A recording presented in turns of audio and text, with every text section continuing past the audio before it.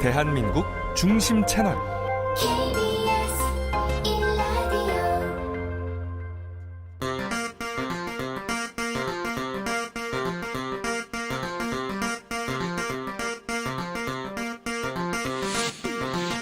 주진우 라이브.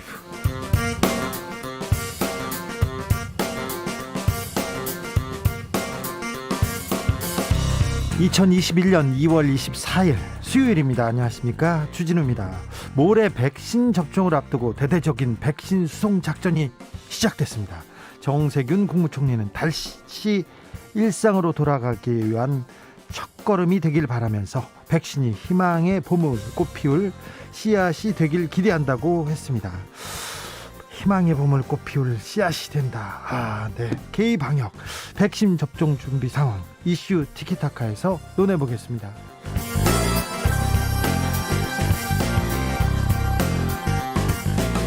지난달 국회에서 중대재해법 통과됐습니다. 하지만 산재 사고를 줄이기 위해서 풀어야 할 숙제 아직 많습니다. 관련해서 서울시 구청장 협의회에서 중대재해법 후속 입법을 제안했는데요. 이동진 서울시 구청장 협의회장에게 직접 물어보겠습니다.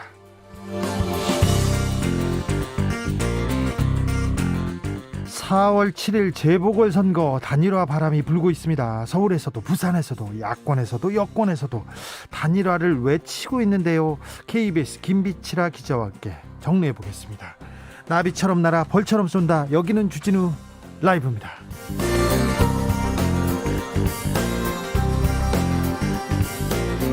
오늘도 자중자애, 겸손하고 진정성 있게 여러분과 함께 하겠습니다. 오늘 백신 완제품이 출하됐습니다. 아스트라제네카 백신이 군, 경찰의 호의를 받으면서 무진동 수송 차량에 실려서 쭉 출발하더라고요. 경북 안동 공장에서 이천 물류센터까지 안전하게 도착했습니다.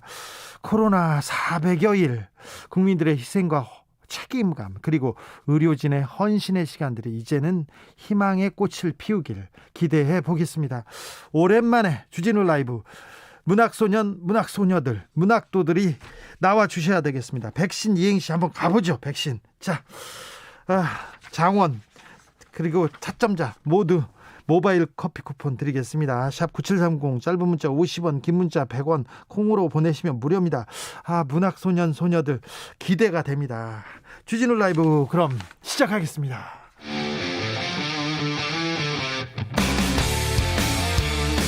탐사보도 외길 인생 20년. 주 기자가 제일 싫어하는 것은?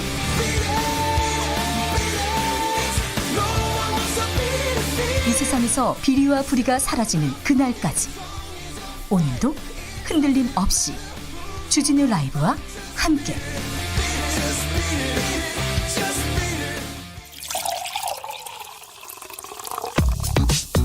진짜 중요한 뉴스만 쭉 뽑아냈습니다. 줄 라이브가 뽑은 오늘의 뉴스 주스.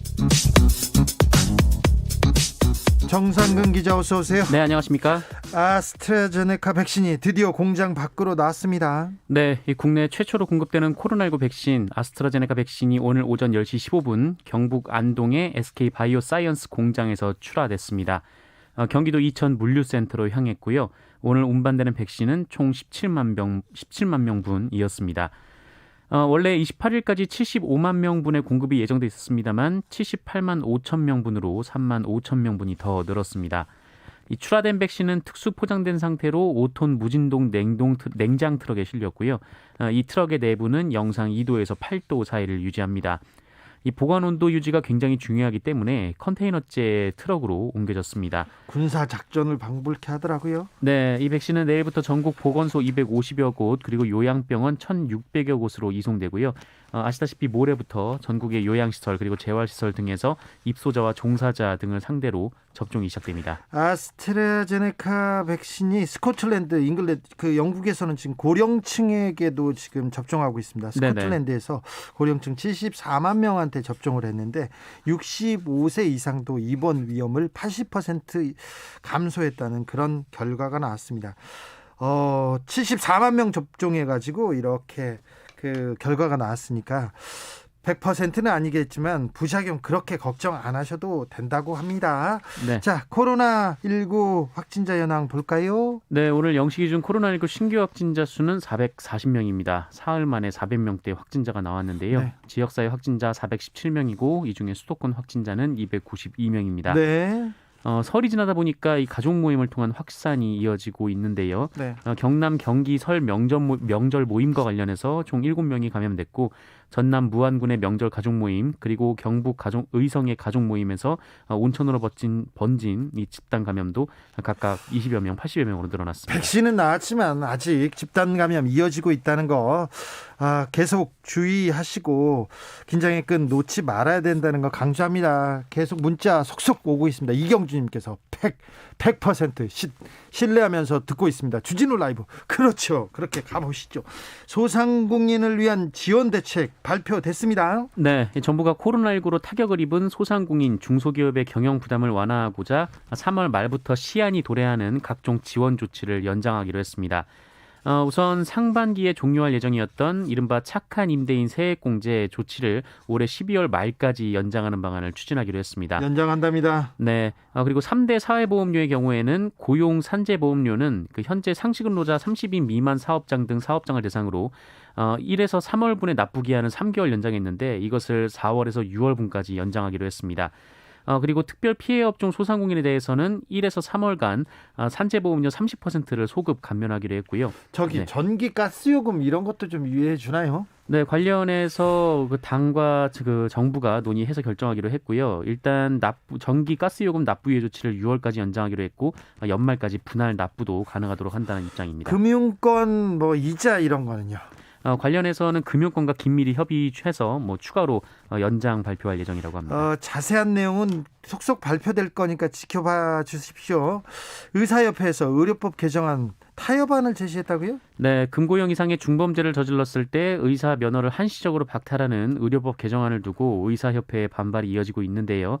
최대집 의사협회장이 코로나 백신 접종에 협조하지 않을 수 있다 이렇게 엄포를 놨었는데 협박으로 들렸어요. 네, 어제 의사협회가 정부에 협상안을 제안했습니다. 수정안은 살인, 강도, 성폭행 등 강력범죄를 저지른 경우에 한해서만 의사 면허를 취소시킬 수 있도록 하고 강력범죄가 아닌 범죄에 대해서는 금고 이상의 형을 선고받아도 의사 면허를 취소할 수 없도록 한 것입니다. 하지만 이것이 무리한 요구라는 반박은 이어지고 있는데요. 이 변호사나 이 회계사 같은 국가가 자격증을 부여하는 이 다른 전문직 같은 경우에는 이 모든 범죄로 자격정지 범위가 규정돼 있고 또 의사의 경우에는 의료과실 사고를 이미 예외로 해줬음에도 그렇죠. 네, 적용 범위를 또다시 좁히는 것은 형평성이 어긋난다 이런 지적이 나오고 있습니다. 일단 국민들의 반발 좀 의견이 있었지 않습니까? 국민들이 좀 곱지 않은 시선이 그러니까 의사협회에서 한 발짝 뒤로 물러나긴 했습니다.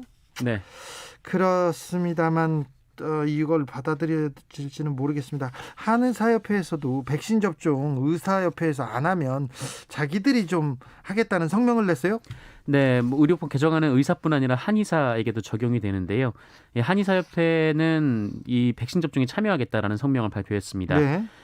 오늘 기자회견과 성명서를 냈는데요. 이 면허 취소법을 볼모로 국민 생명을 위협하는 행태는 어떤 이유로도 용납할 수 없다라면서 이미 한의사에겐 의사와 동등하게 감염병 진단과 이상 반응 신고 의무를 부여하고 있기 때문에 관련 법만 개정하면 추가 백신 접종이 가능하다라고 밝혔습니다. 네, 의사 출신 안철수 국민의당 대표가 의료법 개정안에 대해서 말을 했습니다. 네, 안철수 국민의당 서울시장 예비 후보는 기자들과 만난 자리에서 이 코로나19가 심각하게 진행되고 있고 또 백신 접종을 앞두고 있는데 왜 이 시기에 의료법 개정안을 급하게 통과해야 하는지 문제다라고 말했습니다. 왜 하필 지금 그랬죠? 네, 의료법 개정의 기본적인 방향에 대해서는 동의한다라면서도 하지만 정부와 의사협회 간의 대화가 더 필요하다라고 밝혔습니다. 왜 이 시기에 이 의료법 개정안 하느냐 이 얘기는 의사협회도 이렇게 얘기했어요. 네. 그리고 김종인 비대위원장도 이렇게 얘기했고요. 최대집 의협회장도 아예 다 반대한다고 하진 않았어요. 왜 하필 지금이냐고 얘기했는데 왜 하필 지금 이 얘기를 또 들고 나오셨어요. 박병석 국회의장 그리고 국회의원들이 코로나 검사를 받으면서 특혜 의혹이 있습니다. 네, 해외 순방을 다녀온 국회의장 그리고 의원들이 5성급 호텔 스위트룸에서 코로나19 검사를 받은 사실이 알려져 특혜 논란이 일고 있습니다. 코로나 검사를 호텔 스위트룸에서 받았다고요? 네, 그렇습니다. 지난 17일 이 박병석 국회의장 그리고 더불어민주당의 송갑석, 김병주, 김영배, 국민의힘 이명수, 김영동 그리고 무소속 이용호 의원이었는데요. 6박 9일간의 중동 방문을 마치고 인천공항에 도착을 했고요. 그리고 직후에 인천에 있는 그랜드 하얏트 호텔에 가서 이곳 스위트룸에서 코로나19 검사를 받았습니다. 네. 오래 머물진 않았고요. 그냥 5분간 검사를 하고 곧바로 방을 떠났다라고 하는데요. 이 장차관급 이상은 공무상 해외에 다녀온 경우면 이 격리 면제자로 분류돼서 검사 후 바로 귀가할 수 있는데 이 검사와 대기에 드는 모든 비용은 정부가 부담하게 돼 있습니다. 왜 호텔 스위트룸에서 검사했다고 합니까? 이 호텔은 방역당국이 임시 생활시설로 지정해서 입국자가 있을 때 검사시설로 써왔던 것은 맞습니다. 아, 그래요? 네, 다만 대체로 1층 로비에서 검사를 받아왔었는데요. 그랬던 점을 고려하면 이 스위트룸은 좀 지나친 의전이 아니냐라고 지적이 나오고 있습니다. 네. 7688님께서 100가지 백신에 대한 가짜뉴스가 쏟아져도 신뢰하는 우리는 국민만 믿고 가세요. 이렇게 얘기합니다. 신뢰하는 우리 국민만 믿고 가세요. 지금 우리 국민만 믿고 여기까지 왔습니다. 국민들의 책임감과 희생, 코로나 K방역이 세계적으로 이름을 날리는 가장 큰 이유 아닐까 생각해 봅니다.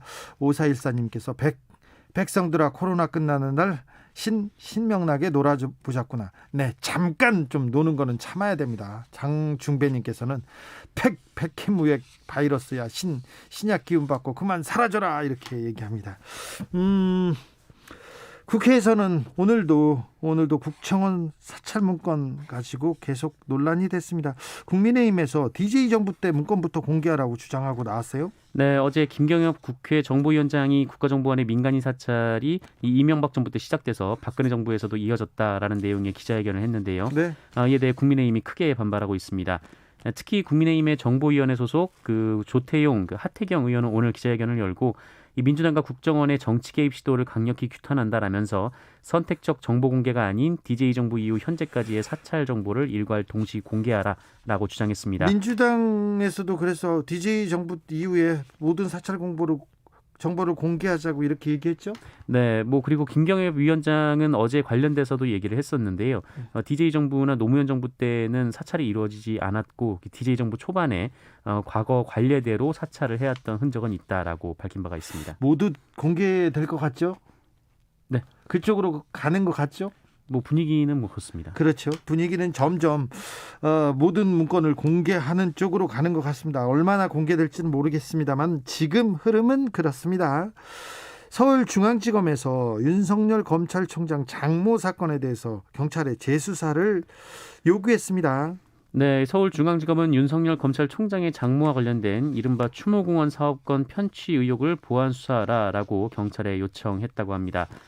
이 사건은 노모 씨가 지난해 1월 경기도 양주시 추모공원의 경영권을 윤석열 총장의 장모 최모 씨 측근으로부터 알려진 김모 씨가 강탈했다라면서 경찰청에 고발을 했고 그리고 수사가 시작이 됐는데요. 경찰에서는 수사 결론을 냈어요. 네, 불기소 의견으로 검찰에 송치를 했습니다. 그런데요. 그러나 서울중앙지검은 지난해 12월 재수사를 지휘를 했고요. 지난달 8일에도 수사권 조정에 따라서 지휘를 요구로 변경했습니다. 네.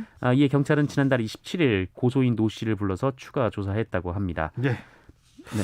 제가 검찰에서 경찰에 재수사를 요구했다 이렇게 말했는데 지금 것은 제가 기사 쓸 때 경찰의 재수사를 지시했다, 지휘했다 이렇게 얘기하다가 요구했다라고 이렇게 바꿨는데 네. 제가 이렇게 이 단어를 쓰고도 굉장히 많은 역사의 진전이 있구나 이렇게 경찰하고 이게 이제 검찰하고 거의 대등해졌습니다. 재수사를 요구했습니다. 그렇습니다. 이재용 삼성전자 부회장의 옥중 경영이 불가능할 것이라는 보도가 잇따라 나오고 있습니다. 네, 국정농단 사건으로 내년 7월까지 징역형을 살아야 하는 이재용 삼성전자 부회장은 5억 원 이상 횡령으로 유죄가 확정되면 형기를 마친 날부터 5년간 취업이 제한되는 이 특정경제범죄 가중처벌법 규정에 따라서 지난 15일 이 취업 제한 통보를 받았습니다. 그런데 이 조치를 두고 재계에서는 옥중 경영은 가능하다라고 해석을 하고 있는데요. 그리고 법무부는 이재용 부회장이 당장 자리에서 내려와야 하고 또 해임 요구까지 할 수 있다라는 입장입니다. 관련해서 논쟁이 이어지는 가운데 법원이 지난 18일 법무부의 입장을 뒷받침할 수 있는 첫 판결을 내놨습니다. 이 130억 원대의 배임 혐의로 징역 3년에 집행유예 5년이 확정된 이 박찬구 금호 석유화학 회장이 집행유예 기간은 취업 제한 기간에 포함되지 않는다라면서 법무부를 상대로 소송을 냈는데 법원은 법무부의 손을 들어줬습니다. 재판부는 유죄 확정 때부터 즉시 취업 제한을 시작해야 제한의 취지를 살릴 수 있고 실효성을 확보할 수 있다라고 밝혔습니다. 네, 제가 삼성 전문 기자로서 한마디 하는데 별로 효과 없습니다. 이재용 삼성전자 부회장이 회사를 출근하거나 회사의 옆에 있어야 경영을 하는 게 아니라요. 지금껏 그 위에서 경영을 해왔습니다. 이 선대 회장도 그랬고요. 네. 네. 구조본 미래전략실 지금 삼성전자 TF팀 사업지원 TF팀이라고 하죠. 그 부서를 통해서 그룹을 경영해 왔습니다. 멀리에서도 원격적으로 크게 달라지지 않을 것 같습니다. 근데 보도는 계속해서 옥중 경영 불가능하다 이렇게 계속 나오고 있습니다. 기자들의 걱정이 많습니다. 네. 너무 걱정합니다. 네.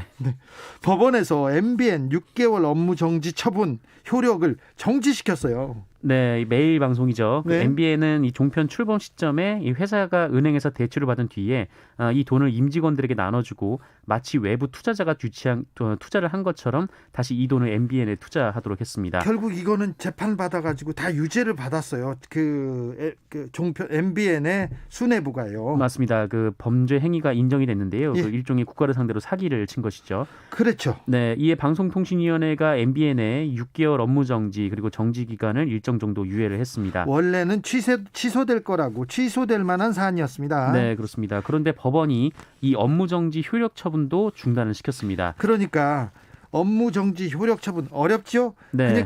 아니다. 그냥 경영해라, 운영해라 이렇게 MBN은 손을 들어준 거예요. 네, 서울행정법원은 업무정지 처분으로 MBN에 회복하기 어려운 손해가 발생할 우려가 있고 그 손해를 예방하기 위해 긴급한 필요가 있다고 인정된다라고 밝혔습니다. 네. 이에 따라 MBN은 본안 소송, 그러니까 이 징계 취소 처분 소송의 1심 판결이 나온 뒤 30일이 지날 때까지는 이 업무정지를 받지 않게 됐습니다. 업무 정지를 하면 MBN의 경영이 어려워지고 손해가 나죠. 손해가 나라고 징계를 한 거죠. 그렇죠. 손해가 나라고 방통위에서 징계를 냈는데 손해 나면 안 돼요. 이렇게 판사님들이 경영을 그렇게 걱정해 주세요. 네. 네. 그렇죠? 그렇습니다. 법을 지켜라. 판사님들이 경영상 문제가 있더라도 좀 손해를 보더라도 법을 지켜라. 이렇게 말하는 판사님들을 많이 봤거든요. 그런데 손해가 나라고 방통위에서 징계를 내렸는데 손해가 나면 안 돼요. 이렇게 판사님들이 판결을 내렸습니다. 현대자동차 전기차 코나 잇따라 화재가 발생해서 문제가 좀 크다는 지적 계속 이어졌는데 국토부에서 원인 조사를 했어요. 네, 국토교통부는 현대차 코나 EV에 잇따른 화재 원인은 배터리셀 제조 불량으로 인한 내부 합선일 가능성이 높다라고 밝혔습니다. 이에 따라 코나 EV 외에도 이 현대차가 관련 배터리를 사용한 아이오닉 그리고 전기버스인 일렉시티 등 총 26,699대를 자발적 리콜 조치한다고 밝혔습니다. 네. 언론에서는 혁명적 조치다. 그리고 통 큰 경영 이렇게 얘기를 하는데 현대자동차하고 지금 배터리 회사하고 네. 지금 잘못해가지고 바꿔줘야 되는 거예요. 맞습니다. 차가 불타는 차가 불나요. 네, 계속 몇 번 발생을 이어졌어요. 했는데요. 네. 어쨌든 이 세 개 차종은 이달 29일부터 이 고전화 배터리 시스템을 모두 교체하는 시정 조치에 들어갑니다. 네, 알겠습니다. 이것도 진전이죠. 이제 차량이 잘못됐으면 바꿔주고 배터리도 바꿔주고 이래야죠. 네네. 옛날에 얼마 전까지만 해도 차량이 고장 나고 운전하다가 그 차가 멈춰도 이 기술적 오류를 운전자가 입증을 해야 그렇죠. 했습니다. 어떻게 개인이 입증합니까? 그걸 과학적으로. 네. 그랬었는데 아무튼 현대차에서 그리고 배터리를 다 바꿔주기로 했다고 합니다. 국토부의 조사 결과도 나왔고요. 네. 잘했네요, 정부가 주택 공급 대책 후속 조치를 또 발표했습니다.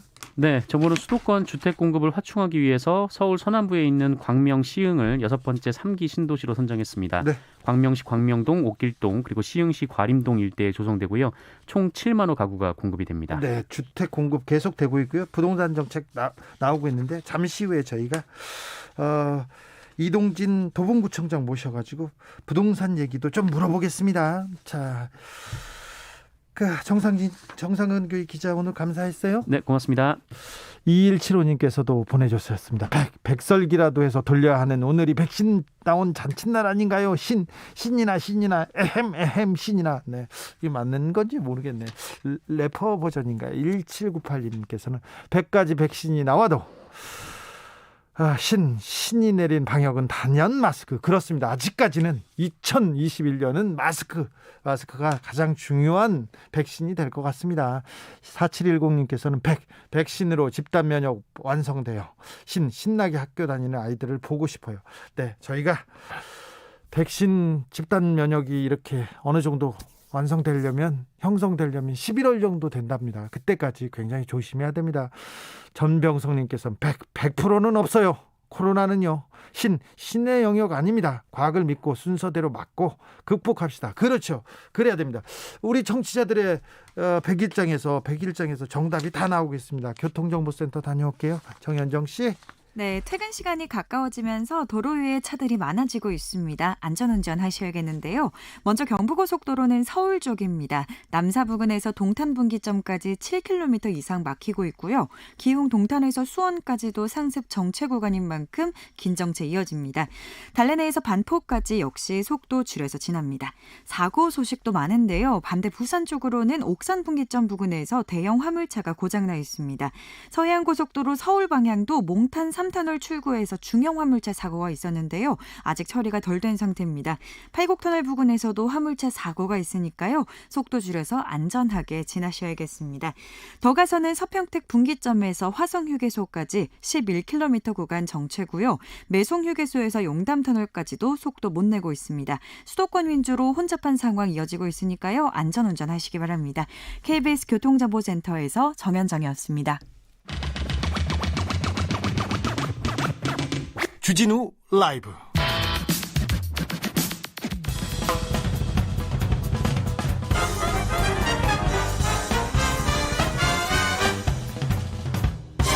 훅 인터뷰. 모두를 위한 모두를 향한 모두의 궁금증 훅 인터뷰. 국민의힘 서울시장 예비후보 조은희 서초구청장이 있습니다. 서초구청장께서 서울시 25개 자치구와 협치하겠다는 공약을 발표했습니다. 본인이 시장이 된다면요. 그러자 이동진 도봉구청장이 회의에나 빠지지 마세요, 이렇게 얘기를 했는데요. 이번 회의는 25일 오전 9시입니다. 이런 말도 덧붙였습니다. 그리고요, 최근에 구청장 협의회에서 중대재해법 관련해서 중대 제안도 발표했습니다. 직접 들어보겠습니다. 서울시 구청장 협의회장을 맡고 있는 이동진 도봉구청장 모셨습니다. 안녕하세요. 네, 반갑습니다.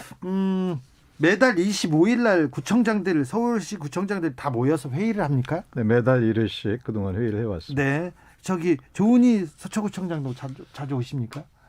자주 오시면은 제가 그런 페북에 그런 글을 남기지는 않았겠죠. 네. 네. 아무래도 당이 다르니까 26개인가요? 25개입니다. 25개 서울시 구청 중에 유일하게 국민의힘 후보가 조은희 구청장이죠. 그렇습니다. 네.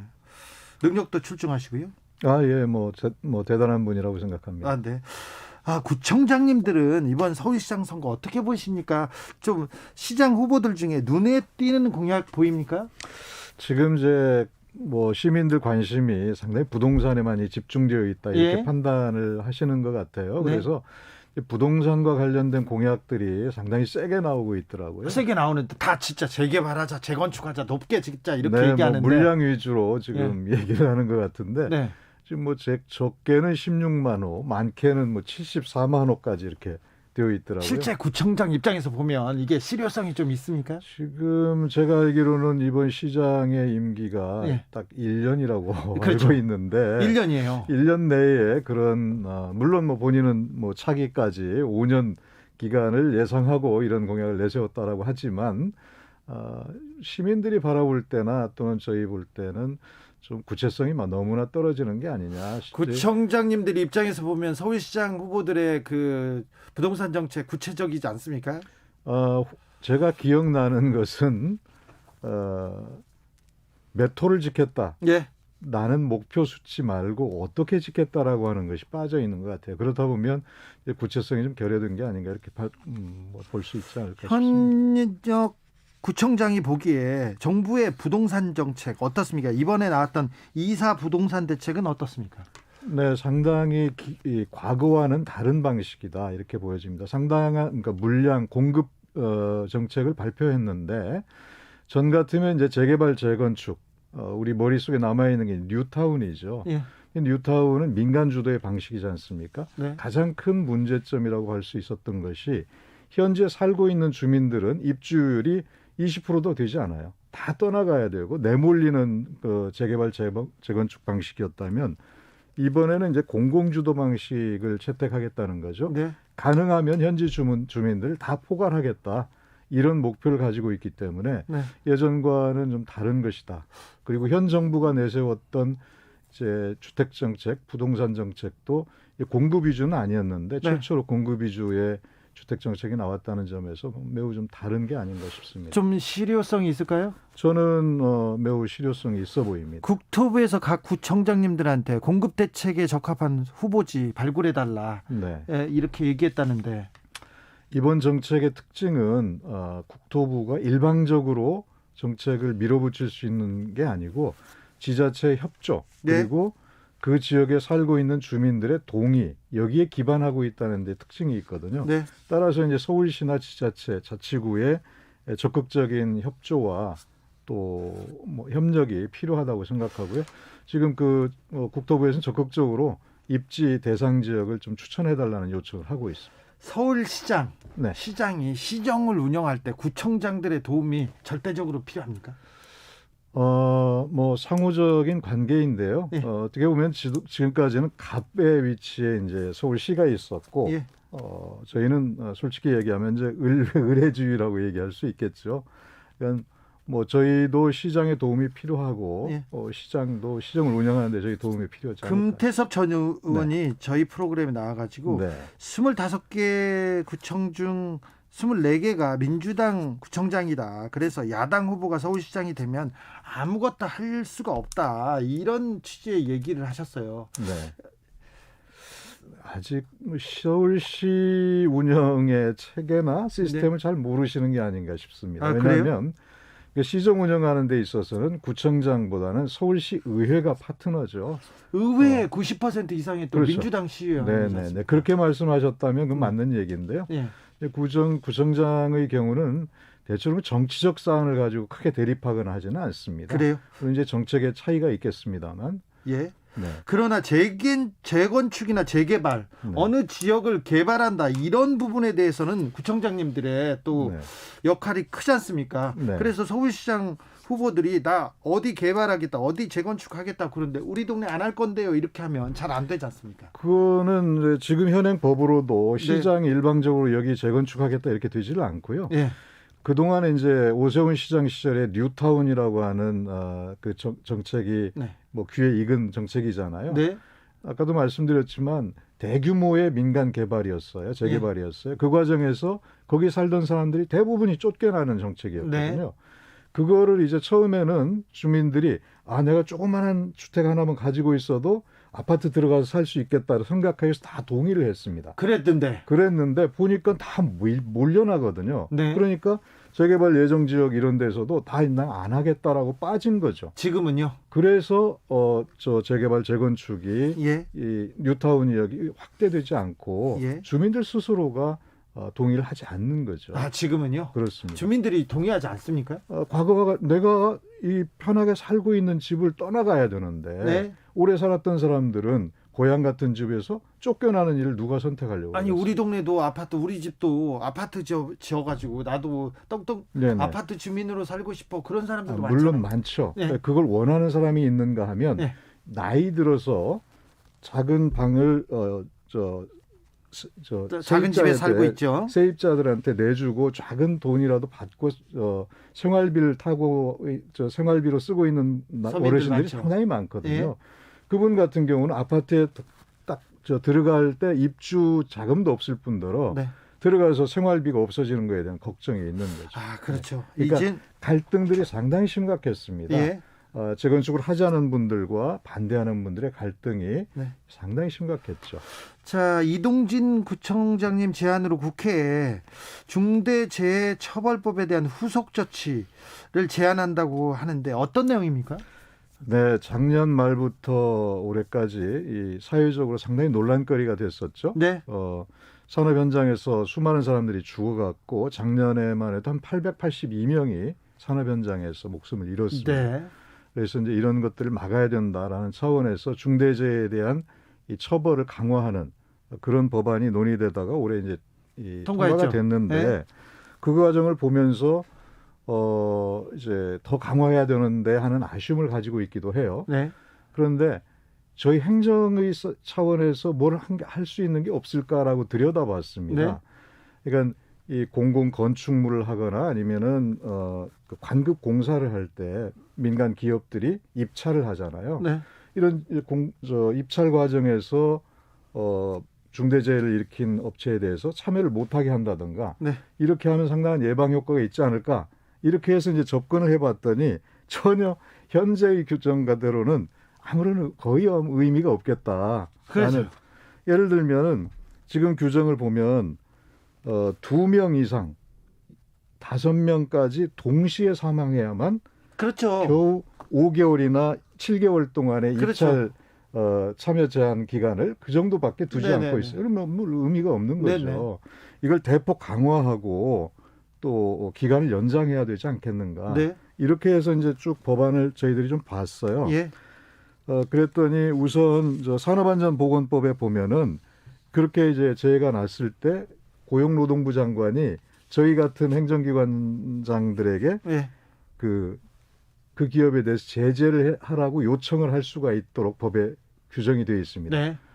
근데 요청해야 된다가 아니라 할 수 수 있다. 있다. 이렇게 임의 규정으로 되어 네네. 있어요. 작년에 아까 말씀드린 대로 882명이 죽어나갔는데 그렇게 해서 제재 요청을 한 게 2건밖에 되지가 않아요. 거의 없었네요. 그러니까 이것도 임의 규정이 아닌 강제 규정으로 해야 된다. 네.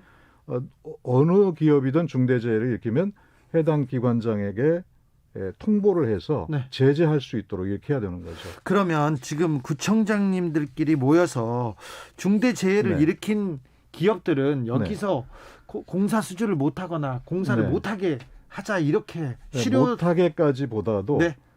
상당한 정도의 입찰 제한을 두자. 아, 네. 지금으로서는 이 규정이 너무 유명무실한 규정이다. 예. 이와 관련한 법령을 개정을 해야 된다. 이런 이렇게 얘기하는 거죠. 제안을 하신 거예요. 그러면 네네. 중대재해를 일으킨 그 기업은 네. 도봉구에 와서는 큰 공사를 못 합니까? 아니죠. 지금으로선 저희가 그걸 막을 수단이 없는 거예요. 그러니까- 현행 법령에 따라야 되기 때문에. 그러니까 그런 막자는 그런 네. 그 제안을 하신 거죠. 그렇죠. 근데 여기에 지금 이동진 구청장님의 제안에 다른 구청장님들은 다 찬성하셨어요. 대부분 다 찬성을 했습니다. 조은희 서초구청장도 찬성했습니까? 그날 참여를 안 하셨기 때문에 회의 안 오셨어요? 제가 말씀 네. 못 드리겠습니다. 알겠습니다. 구청장님 오래 하셨죠? 삼선구청장님. 네. 오세훈 시장님하고도 일하셨죠? 네, 2010년에 지방선거에 같이 당선이 돼서 네. 잠깐 일하고 네, 2011년에 그냥 그렇습니다. 나가셨죠, 오세훈. 네. 그래도 자 오세훈 시장은 어떤 분이셨어요? 글쎄 매우 조심스러운데요. 네. 네. 저는 뭐 개인적으로 그분이 이제 현재의 아니 개인적으로 그런 얘기 말고 괜찮아요. 한마디 하고 가세요. 선거법 네. 깨끗한 정치를 위한 선거법을 만들고 매우 뭐 좋은 역할을 했다고 봐요. 그러나 시장 과정에서 이 의회와의 갈등을 잘 조율하지 못하고 스스로가 뭐랄까요 선택한 일찍 길이죠. 가셨잖아요. 네. 그거는 이제 갈등을 조율하고 네. 또 조정을 해야 될 위치에 있는 분으로서 네. 좀 잘못된 선택이 아닌가 이렇게 생각하고 있습니다. 조은희 서초구청장은 어떠세요? 회의 때 얘기를 해볼 거 아니에요. 회의에 자주 안 나오셔서 네. 제가 뭐라고 말씀 못 드리겠습니다. 회의 잘 안 나와서 잘 모릅니까? 내일 제가? 구청장 회의 하신다면서요? 네. 그래서 조은희 구청장님 내일 오십니까? 여러 가지 논란이 되니까 네. 실무적으로 참석하시겠다는 내일은 언제요? 내일 오시면 무슨 얘기해 주실 거예요? 아니면 회의 얘기해야죠. 뭐. 회의요? 어떤 회의 합니까? 내일은 지금 저희 주요 안건 중에 지금 뭐 정부도 그렇고 여러 지자체에서 재난 기금, 예. 재난 지원금 이런 거 논의를 하지 않습니까? 예. 저희 서울시도 이제 시장께서 안 계시기 때문에 큰 결단하기 어려워서 네. 저희 구청장 협의회에서 구청장들이 자치구 차원에서 재난지원금을 좀 마련을 해보자. 예. 그래서 그걸 가지고 서울시에 함께 그 재난지원에 동참해줄 것을 요청하는 그런 논의를 좀 해보려고 생각하고 그렇습니까? 있습니다. 네. 내일 모여서 밥도 먹습니까? 밥은 못 먹습니다. 4명까지밖에 못 먹고 그렇구나. 영상회의를 영상회의 합니다. 합니까? 알겠습니다. 회의에서 좋은 뭐 이렇게 중대재해법에 대해서 중대재안 이런 중요한 내용이 나오고 또 조은희 구청장의 무슨 내용이 있으면 또 알려주십시오. 네, 네. 지금까지 이동진 서울시 구청장 협의 회장이었습니다. 감사합니다. 네, 고맙습니다. 네. 나비처럼 날아 벌처럼 쏜다. 주진우 라이브.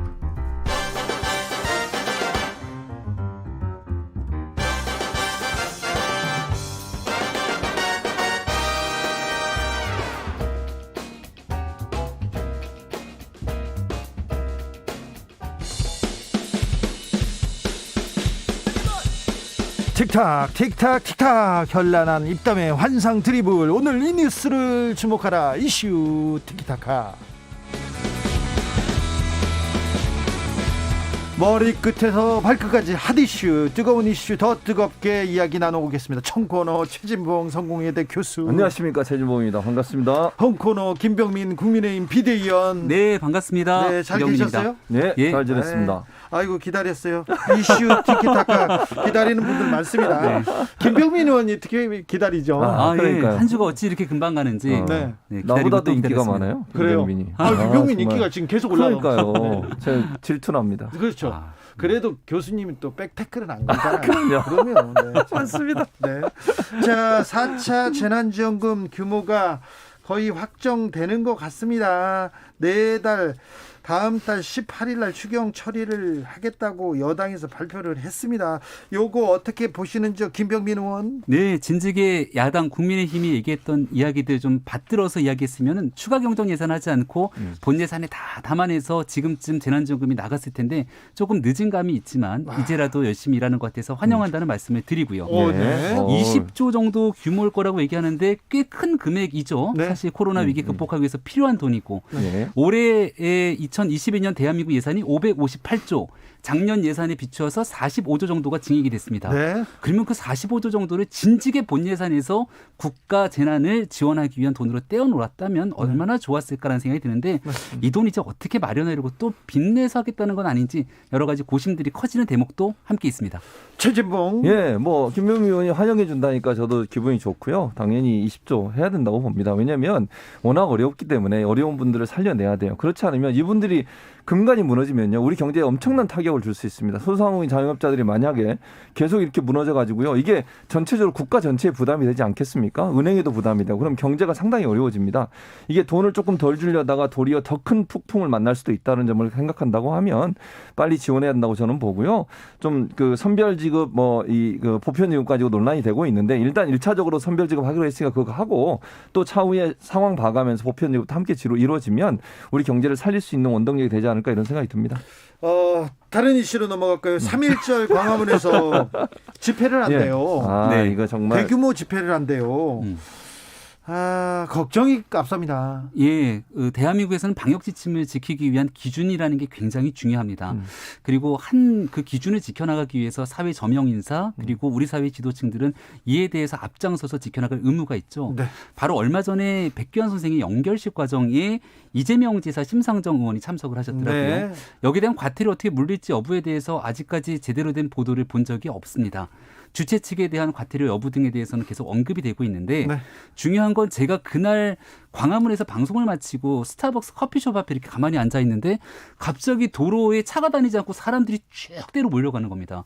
사람들이 갑자기 그 장면을 쳐다보면서 그때가 언제였냐면 바로 설 명절 직후였거든요. 그렇죠. 설 명절 때 우리 부모님도 같이 가족을 만나지 못하는 사상 초유의 명절을 지냈는데 명절 끝나고 나서 그 장면을 보면서 코로나 다 끝난 거야? 라고 이야기하시는 분들이 적지 않았습니다. 그때 말 한마디 없으셨던 더불어민주당 의원들께서 갑자기 또 3.1절 집회 갖고 얘기를 나오니까 결론적으로 말씀드리면 지금 이 시국에서 코로나 정리될 때까지 어떠한 집회든 이 방역에 해가 될 수 있는 내용들은 해서는 안 되는데 자꾸 선택적으로 기준을 적용하려고 하니까 이런 문제에 대한 정치적 오해 그리고 공격대 받는 건 아니겠습니까? 3.1절 집회 나오자마자 백기환 선생 연결식이 나왔습니다. 최진봉 교수님. 저는 3.1절 집회를 하겠다고 생각하고 주장하시는 분들에 대해서 저는 좀 안타깝다는 생각이 들어요. 왜냐하면 방역이라고 하는 것은 전 국민이 정말 얼마나 노력하며 지키고 있습니까? 그렇죠. 지금 소상공인들 자영업자들은 영업시간 제한 당하고 또 뭐 들어오는 숫자도 제한하잖아요. 지금 의자도 밑장 떨어져야 되고 이런 상황에서 고통을 감내하면서 어떻게든지 코로나 확산을 막으려고 노력하고 있는데 이렇게 3.1절에 또 모여서 집회를 하시겠다고 하니 국민들이 볼 때 얼마나 황당하겠습니까? 그리고 이게 이렇게 하시는 것이 뭐가 도움이 되는지 모르겠어요. 저는 전혀 도움이 안 된다고 보거든요. 비판만 커질 수밖에 없는 상황에서 이런 집회를 계획하시는 건 저는 빨리 접으시는 게 맞다고 보고요. 코로나가 어느 정도 안정화되고 그리고 나서 본인들 하실 수 있잖아요. 또 지금 상황에 집회를 꼭 이렇게 모여서만 할 필요는 없잖아요. 교회들도 다 비대면 예배하는데 좀 온라인을 좀 하시고 본인 의사 표현하시면 되잖아요. 꼭 이렇게 모여서 하겠다고 해서 국민 전체를 불안감에 빠뜨리는 일은 하지 않는 게 좋겠다는 생각이 듭니다. 사실 이렇게 대규모로 5개 집회하겠다고 하는 거 국민의힘에서도 좀 만류하고 그러고 싶죠. 지난 그 10월 달에 대규모 집회를 한 해 만에 하는 때가 있었습니다. 그때 제가 비상대책위원회 발언들을 보면은 뉴스에도 꽤 많이 나갔는데 우리 사회가 코로나 시대에서 교수님 말씀했던 것처럼 얼마든지 비대면으로 세상을 향한 주장들이 가능하기 때문에 이 방역에 해가 될 수 있는 내용들에 대해서는 최대한 자제하는 것이 옳다는 얘기를 수차례 한 적이 있습니다. 그 기준들을 국민의힘은 지금도 똑같이 진보, 보수, 우파, 좌파 할 것 없이 같은 기준을 적용하고 있는 건데 여기에 대해서 지금 더불어민주당이 보여주고 있는 행동이 그때그때 달라요라고 하는 옛날 코미디 멘트처럼 가고 있으니까 그게 황당하다는 것이고 중요한 건 방역의 주체가 되는 서울시 입장도 이게 너무 메시지들이 다르게 되면 조금 곤란하지 않겠습니까? 김병민의 주장은 국민의힘은 중심을 딱 잡고 있는데 정부 방역 지침, 서울시 방역 지침은 오락가락하다. 인정할 건 인정하셔야죠. 최진봉 교수님. 그러니까 저는 사실은 이제 그 백기환 선생님 최진봉 교수님 웃긴가 봐. 웃겨요. 그러니까 김병민 의원님 논리가 좀 죄송합니다. 좀 웃긴데 어쨌든 백기환 선생님 연결식을 제가 직접 참석을 안 했기 때문에 그 규모가 정말 김병민 의원 얘기처럼 이게 문제가 되는 상황인지는 제가 잘 모르겠어요. 근데 이제 사진 하나 보여드릴까요? 네, 사진은 뭐 볼 수 있을 것 같고요. 그러니까 예를 들어서 이게 한 곳에 집회를 하면서 지금 현재 그 3.1절 집회처럼 예전에 10월이나 8월에 했던 집회들은 보면요 모이는 분들이 너무 거리가 가까이 붙어 있고 한 곳에 정체돼 있어요. 움직이지 않고. 그리고 거기서 구호를 외치고 그다음에 막 노래도 부르고 이러시잖아요. 또 음식도 나눠 드시고 이러다 보니까 마스크를 내리는 경우가 너무너무 많고 그러다 보니까 이제 저는 논란이 된다고 봐요. 그래서 연결식 과정에서 그런 부분이 정말 3.1절의 집회의 모습과 거의 비슷하게 동일하게 취급돼야 하는 부분은 저는 이제 논란이 된다고 보여지는데 그런 상황에서 뭐 물론 지금 김병민 의원 얘기했듯이 그것도 문제가 있다면 서울시가 조사해봐야겠죠. 정말 그게 문제가 될 수 방역법을 위반한 정도의 문제였냐 하는 부분들은 조사를 위반했다고 해서. 서울시가 인정하고 거기에 대해서 주최 측에 책임을 묻겠다고 하고 있습니다. 그러니까요. 그건 과태료 그러면 처분 내려지겠죠. 그러면 저는 그렇게 하면 된다고 봐요. 그러니까 그 부분은 그렇게 넘어가고 그것 때문에 3.1절도 해야 된다 이렇게 논리하면 안 되는 거잖아요. 3.1절도 예를 들어서 서울시 논리대로 하게 되면은 다 집회 끝날 때까지 그냥 가만히 보는 거예요. 정치인 몇 명이 같이 참여하고 끝나고 났을 때 정치인들에게 부과하지 않고 그 3.1절 집회 주최한 사람들에게만 나중에 가서 법과 원칙에 따라 여기에 대해서 책임 묻겠습니다. 이렇게 할 거냐라고 하면 지난번에 있었던 과거의 10월달 집회를 한번 기억해 보십시오. 개천절을 앞두고 광화문 광장에 차벽을 가득 세웠고 지금 그때랑 똑같은 기준이냐고 말씀하셨는데 그 당시에는 혹시 모를 가능성까지 염두에 둬서 드라이브 스루로 집회하겠다는 것도 다 막았습니다. 원칙적으로 같은 기준들을 똑같이 모두에게 적용해야 되는데 서울시가 이번에 그러지 않았던 것은 너무나 명약관화하고 여기에 대해서 누구 탓을 하는 것이 아니라 코로나를 이겨내기 위해서 최소한의 기준을 세울 때만이 사회적으로 혼란과 갈등을 방지할 수 있다는 얘기입니다. 지금 말씀하신 것처럼 백기환 선생님 연결식에 그런 문제가 있다면 거기에 조사해서 과태료 물려야 되죠. 그렇다고 해서 그러면 이번 집회도 그냥 놔두고 제대로 하는지 안 하는지 나중에 와서 확인하자면 그건 문제가 돼요. 그렇게 그렇죠. 안 되죠. 그러니까 예. 아예 온천 봉쇄한다는 제 얘기를 하는 거예요. 그러니까 이번에 백기환 선생님 장례식에 문제가 있었다면 거기에 대해서 법에 의해서 그대로 조치해야 된다고 보고요. 다만 3.1절 집회는 온천 봉쇄해야 돼요. 이거 만약에 해놓고 나중에 뭐 문제가 있으면 처벌하되 이렇게 되면요 이미 확산돼 버려요. 그래서 저는 이 문제는 온천 봉쇄해서 할 수 없도록 만드는 게 맞다고 봅니다.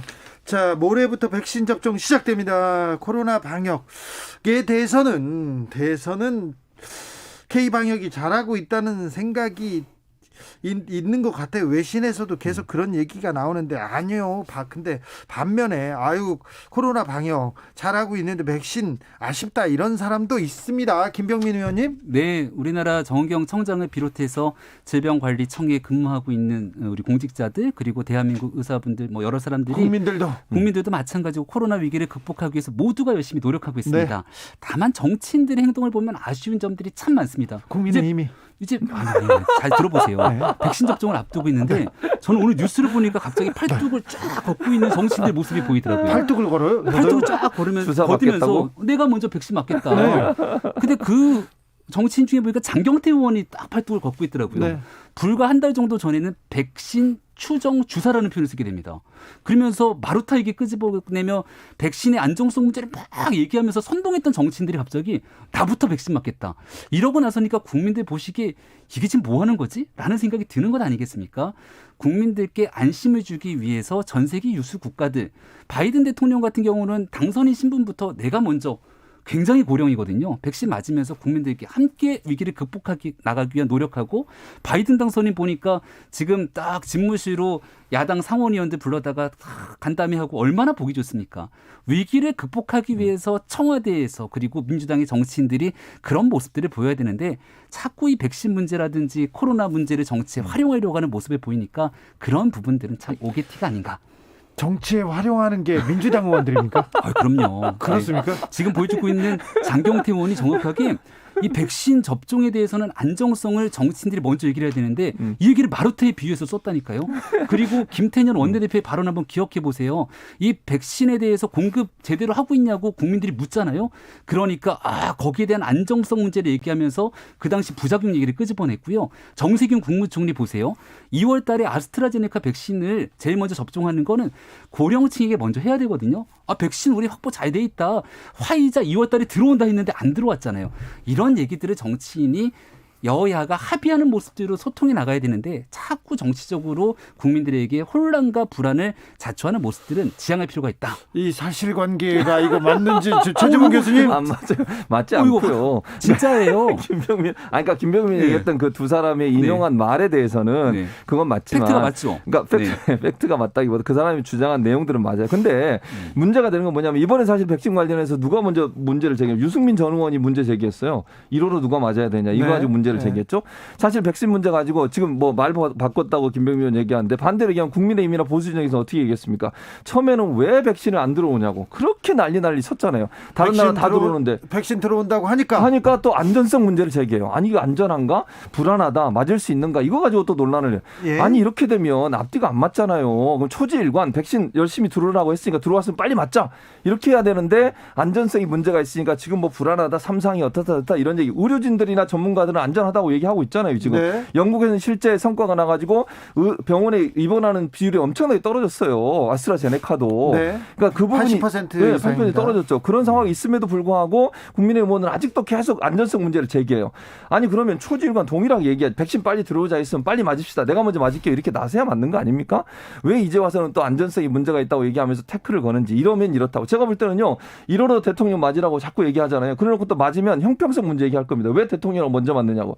그러니까 이런 식의 어떤 그러니까 상반된 관점으로 제기하는 거. 아까 얘기했던 민주당 의원들이 예를 들면 늦게 왜 백신 안 가져온다니까 안전성 문제 얘기했다 그러면 반대로 얘기하면 국민의힘 의원들도 똑같이 그랬어요. 8748님께서 우리나라에서 대통령이 먼저 백신 맞는다고 하면 선거 앞두고 또 정치쇼 한다고 말할 것 같습니다. 이렇게 새치기도 나올 것 같고요. 김병민 의원님. 네, 이 문재인 대통령이 백신 문제를 언급하게 됐던 건 정확하게 아스트라제네카 백신의 65세 이상 접종 문제가 그 즉시 이루어지지 않고 연장이 됐기 때문입니다. 그러니까 이 아스트라제네카 백신에 대한 접종 여부를 둘러싸고 여론조사마다 나오고 있는 반응들이 좀 달라요. 일부 여론조사에서는 먼저 맞겠다라고 하는 여론조사도 있지만 이번 순서보다는 다음 순서를 미루면서 접종을 좀 미루겠다라고 하는 국민들도 적지 않은 여론조사가 나타납니다. 이럴 때 국가 지도자가 해야 되는 역할이라는 게 내가 먼저 백신을 맞겠다고 국민들을 안심시키는 일이거든요. 그러니까 대통령을 대상으로가 아니라 전 세계 유수의 국가 지도자들의 모습을 보면 야당 입장에서는 얼마든지 할 수 있고 꺼낼 수 있는 멘트라고 생각을 합니다.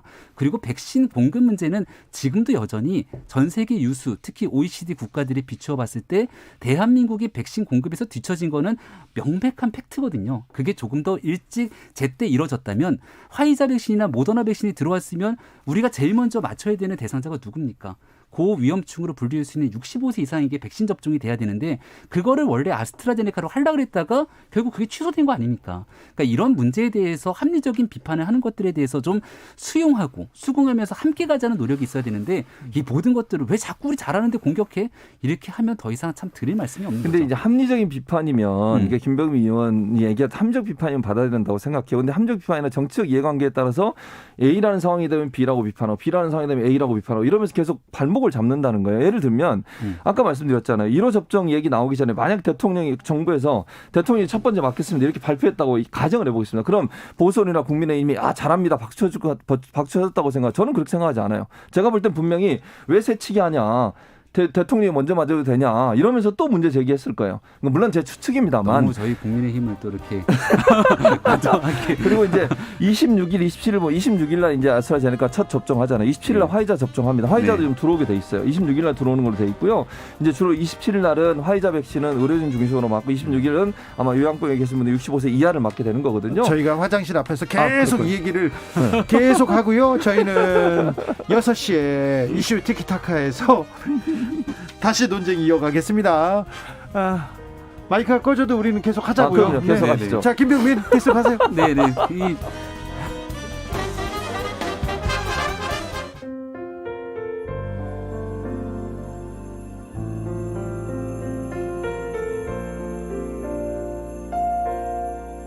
KBS 라디오 연중기획 희망충전 대한민국 418번째 이야기.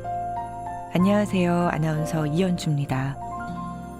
올해 초등학생이 된 성찬이는 학교에 간다는 생각에 설레는 날들을 보내고 있습니다. 할머니와 단둘이 생활하면서 늘 사람이 그리웠던 성찬이. 얼른 학교에 가서 선생님을 만나고 친구들도 많이 사귀고 싶습니다. 할머니는 그런 성찬이에게 예쁜 책가방을 사주고 학교도 직접 데려다주고 싶은데요. 혹시 그럴 수 없게 되는 건 아닐지 겁이 납니다.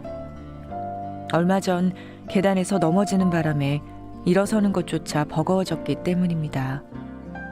25년째 신장질환으로 혈액투석을 받고 있던 할머니는 갈수록 무너져가는 현실이 야속하기만 합니다. 성찬이와 할머니의 차디찬 일상이 곧 다가올 봄처럼 따뜻해질 수 있도록 여러분이 힘이 돼주세요. 코로나19 여파로 사례자와 취재팀의 안전을 위해 사연으로 대신 전달합니다. 여러분의 따뜻한 손길이 희망의 빛이 됩니다. ARS 060-700-1580 060-700-1580 한 통화 3,000원으로 희망을 선물해 주세요. KBS 라디오 연중기획 희망충전 대한민국은 초록우산 어린이재단, 인탑스 주식회사, 그리고 청취자 여러분과 함께합니다. ARS 060-700-1580 한 통화 3,000원입니다.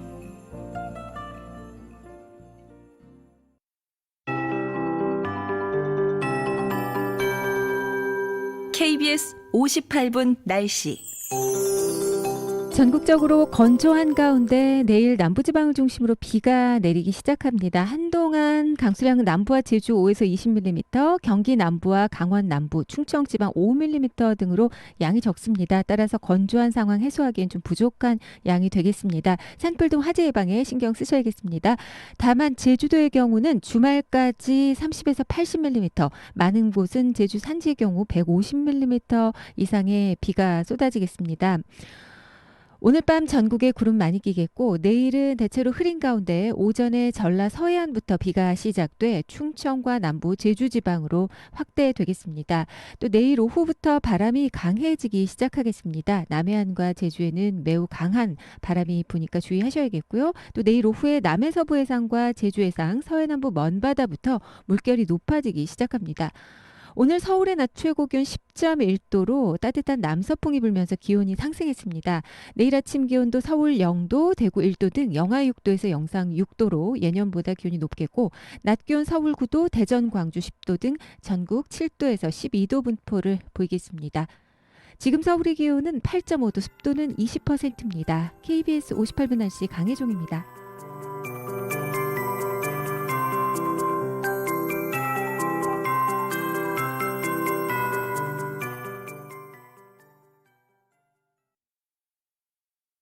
정성을 다하는 국민의 방송 KBS가 6시를 알려드립니다. AM 711kHz, FM 97.3MHz, KBS 1라디오입니다. HLKA.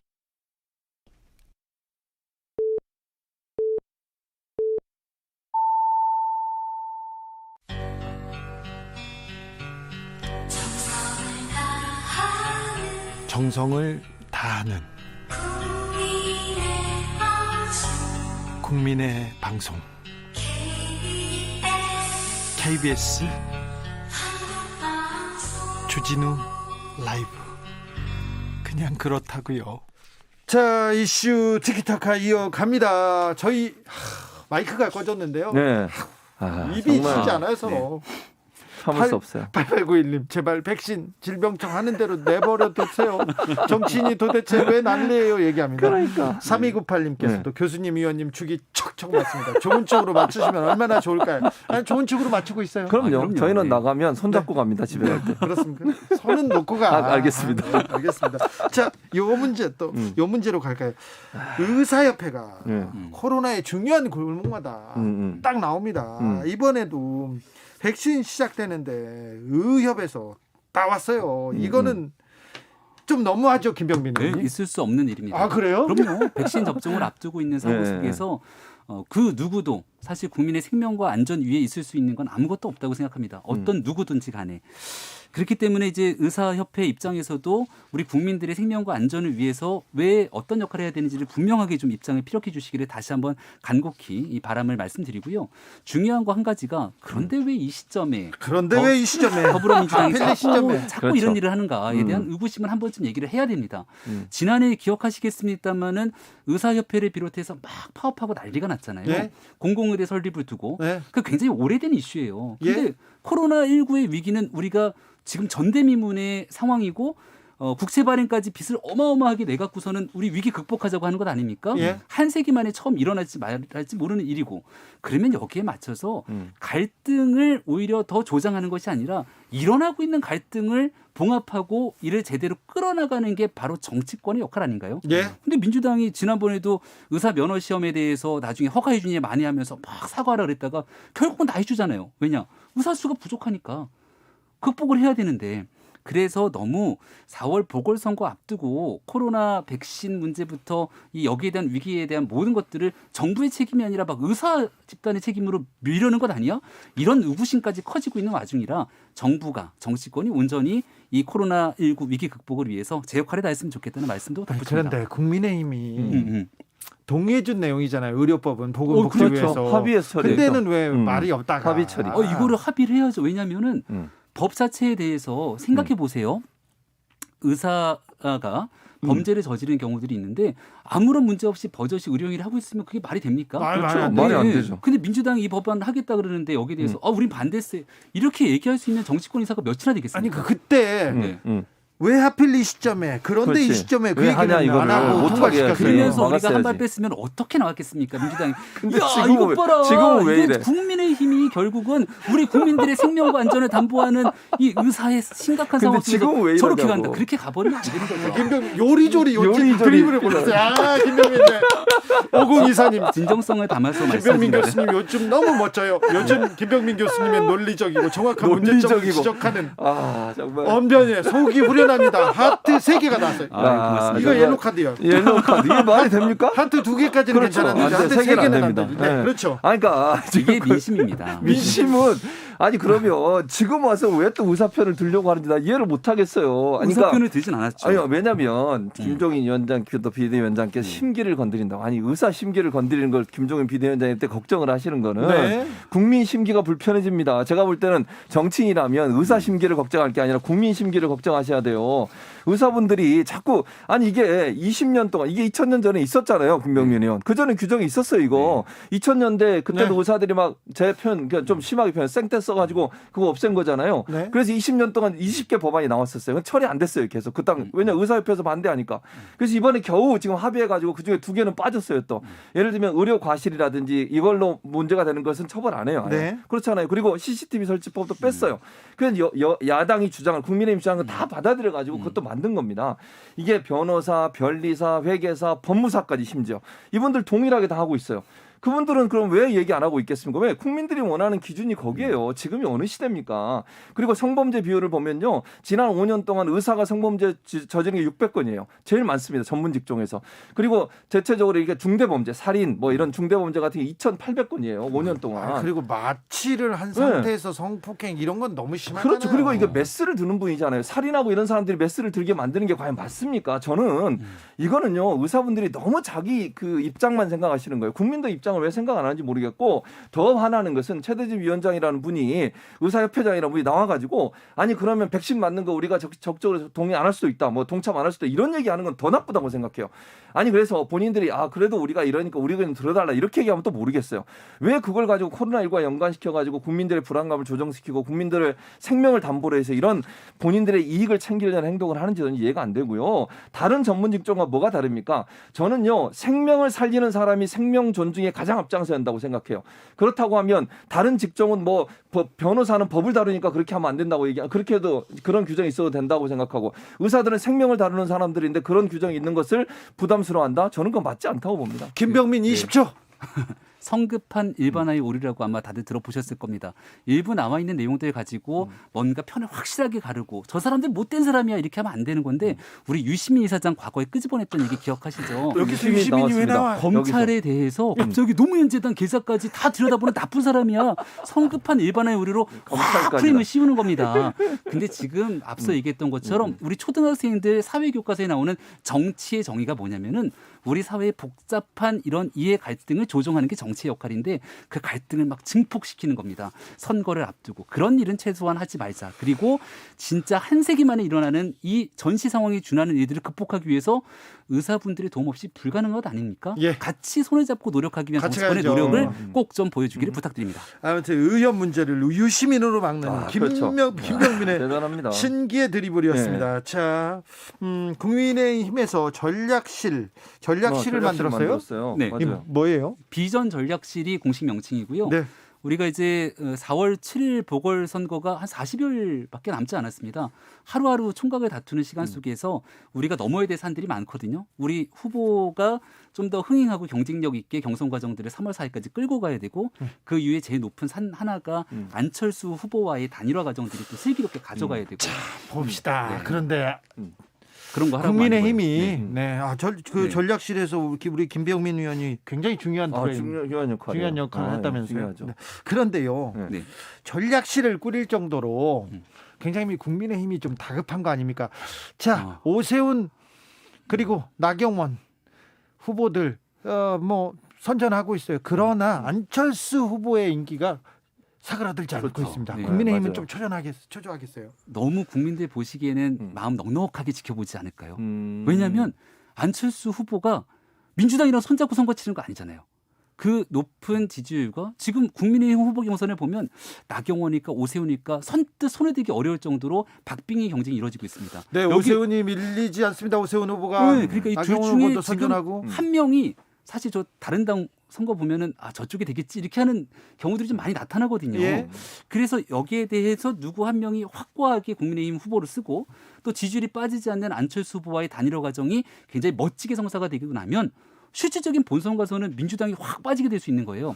그래서 우리는 긍정적이고 즐거운 마음으로 또 어허. 더 많은 파일을 키울 수 있다는 생각으로 이번 선거를 임하고 있습니다. 저는 김병민 의원이 말은 저렇게 하는데 초조할 것 같아요. 엄청 초조할 것 같습니다. 왜냐하면 지금 말씀하신 안철수 대표의 지지율이 떨어지진 않아요. 네. 이러다가 만약에 단일화 단계에서 희망상을 말씀하시는 거 안철수 아니에요? 대표가 만약에 정말 후보가 된다고 하면 단일화 과정에서 그럼 국민의힘 후보 못 내는 거거든요. 네. 이게 정말 제1야당으로서 얼마나 창피한 일입니까? 어떻게 이제 본인들이 선출한 후보가 되게 만들어야 되는 상황이에요. 네. 그리고 안철수 대표 입장에서 거의 정치의 마지막 도전인 거잖아요. 그렇죠. 여기서 이번엔 만약 철수할 수 없습니다. 철수 없어요. 철수하면 안 돼요. 그런 상황이라면 두 사람의 단일화가 아름답게 이루어질 거라는 김병민 의원의 이제 기대감이지만 네. 제가 볼 때는 상당히 충돌이 강하게 붙을 가능성도 있다. 그러니까 단일화는 되더라도 그 단일화 과정이 매끄럽게 되기보다는 상당히 우여곡절과 충돌을 통해서 네거티브 전략도 일어나는 과정에서 이루어지게 되면 국민들에게 피로감이 높아질 수 있고요. 그러면 야권 단일 후보에 대한 지지율이 어느 정도 빠질 가능성도 우리가 예측해 볼 수 있다는 거죠. 물론 민주당 입장에서는 그걸 가지고 그걸 생각해서 편안하게 있으면 절대로 안 돼요. 민주당은 지금 어떻게든지 이걸 지켜야 되는 상황이잖아요. 그리고 박빙으로 갈 가능성이 저는 있다고 보거든요. 여야의 대결이. 그런 상황이라면 민주당은 긴장감을 더 갖춰야 되지만 국민의힘 입장에서 지금 상황에서 그냥 손 놓고 넉넉하게 편안한 마음으로 있을 상황이 아니라는 것도 분명해 보입니다. 김병민. 네, 2011년도에 단일화 과정들 아마 다 기억하실 건데 박원순 후보가 당시 무소속 시민 후보로 나서서 결국은 단일화 과정들을 가져갔는데 그럼 그때 더불어민주당이 후보를 내지 못했다 그래서 당이 망했는가? 저는 2006년도 지방선거 민주당 폭망, 2007년도 대선 완전히 망함, 2008년도 총선 더 망함, 완전히 민주당이 싹쓸이가 됩니다. 그리고 나서 2011년도 보궐선거 당시에 박원순 시장이 단일화라고 하는 굉장히 독특한 과정으로 나타나면서 야권의 통합 과정들이 이루어지게 되거든요. 예. 그때부터 민주당의 상승세가 올라가기 시작하는 겁니다. 맞습니다. 그러니까 정치는 상상력의 영역에 있기 때문에 지금 누군가가 자기 파일을 더 가져가겠다고 하는 것이 아니라 한쪽을 내어주면서도 함께 갈 수 있는 넉넉한 모습을 보여주는 게 중요하거든요. 그래서 오히려 야 너네 여기서 이거 조금이라도 양보하면은 다 지는 거야라고 얘기하는 분들은 오히려 실질적으로 보수 야권 진영에서의 파일을 생각하지 않는 분들이 아닐까 생각이 되고요. 지금 넉넉하게 서로가 한 발씩 물러서면서 좋은 단일화의 모습을 보여주기 위한 길들을 계속 걸어가고 있습니다. 오세훈, 나경원 아직 정해지지 않았는데 박빙 승부가 계속되고 있고요. 그렇죠. 거기다 또 안철수 후보와의 단일화가 있어서 네. 오히려 흥행 요소는 더 있다. 네, 맞습니다. 그래서 느긋하게 쳐다본다는 게 또 김병민 저는 그렇게 의원이고요. 생각하지 않아요. 컨벤션 효과라는 게 그러니까 있죠. 김병민 의원은 그걸 좋게 포장을 하는 건데 사실은 속으로 엄청 불안할 거예요. 너무 바라시는 거 아니에요? 전략실의 주요 임원이시잖아요. 전략을 짤 거 아니에요. 근데 국민의힘 후보가 돼야 되는 거잖아. 어쨌든 김병민 의원은 국민의힘 후보가 아니 근데 됐으면 세간의 좋겠죠. 뉴스에 관심이 다 이 얘기를 하고 있지. 우리가 지금 박영선, 우상호 이런 얘기 하고 있지 않잖아요. 이게 바로 대한민국에서 이 대한민국 KBS의 작가님들이 글 쓰실 때 국민이 관심 있는 거 갖고 쓰는 거지. 그래서 거기서부터 일단 좀 빠져 있다는 거는 인정을 해야 됩니다. 그러니까 제 말은 김병민의 입장에서는 이제 속으로 제가 관심법을 통해서 보면 본인 국민의힘 후보가 되길 원하는 거예요. 아니 당연하죠. 국민의힘 입장에서는. 그리고 이제 어쨌든 여야 간의 갈등 요소가 자꾸 부축되는 것은 야권 후보들 간의 갈등 요소가 부추겨지고 자꾸 나오는 것은 본인도 원하지 않기 때문에 저렇게 말씀을 하시지만 상당히 이 과정이 어려울 수 있다는 생각은 분명히 들어요. 저는 양쪽이 그러니까 양보할 수 없는 어떤 단일화의 과정이기 때문에 그래서 그 부분이 어떻게 되느냐가 저는 중요할 거라고 봅니다.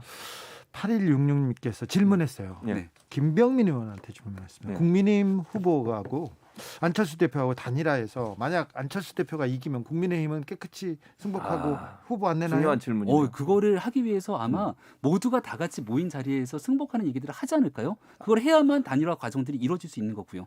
그리고 지금 거기에는 안철수 후보뿐 아니라 금태섭 후보도 있잖아요.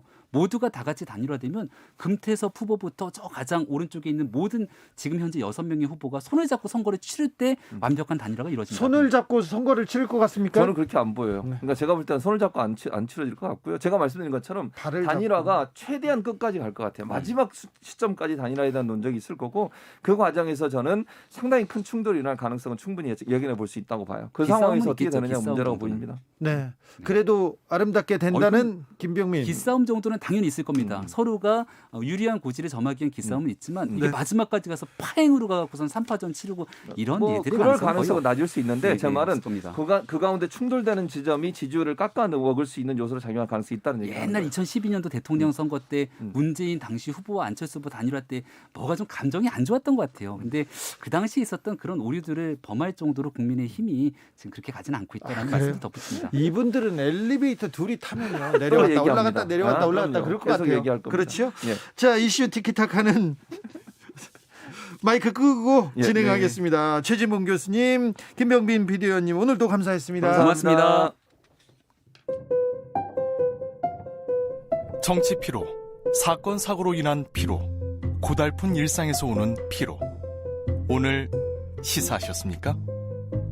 경험해보세요. 들은 날과 안 들은 날의 차이. 여러분의 피로를 날려줄 저녁 한 끼 시사. 추진우 라이브.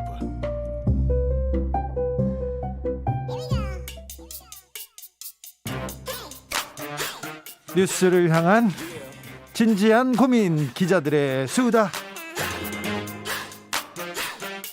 라이브 기자실을 찾은 오늘의 기자는 KBS 김비치라 기자입니다. 안녕하세요. 네, 안녕하세요. 네, 어디에서 오시는 길이에요?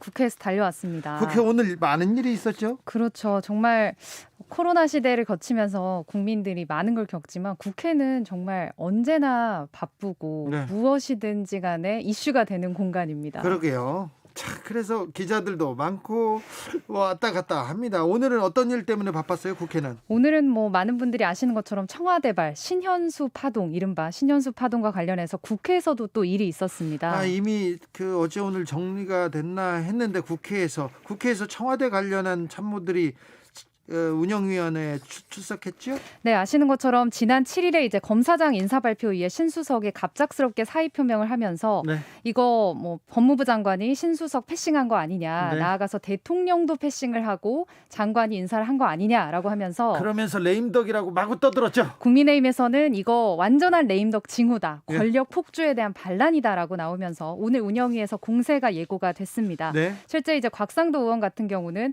검찰 인사 발표 전후에 법무부 관계자들 청와대 출입한 기록 내놔라 이렇게 요구를 하기도 했었죠. 이분이 민정수석을 하셨잖아요. 그렇죠. 중요하죠. 네. 네.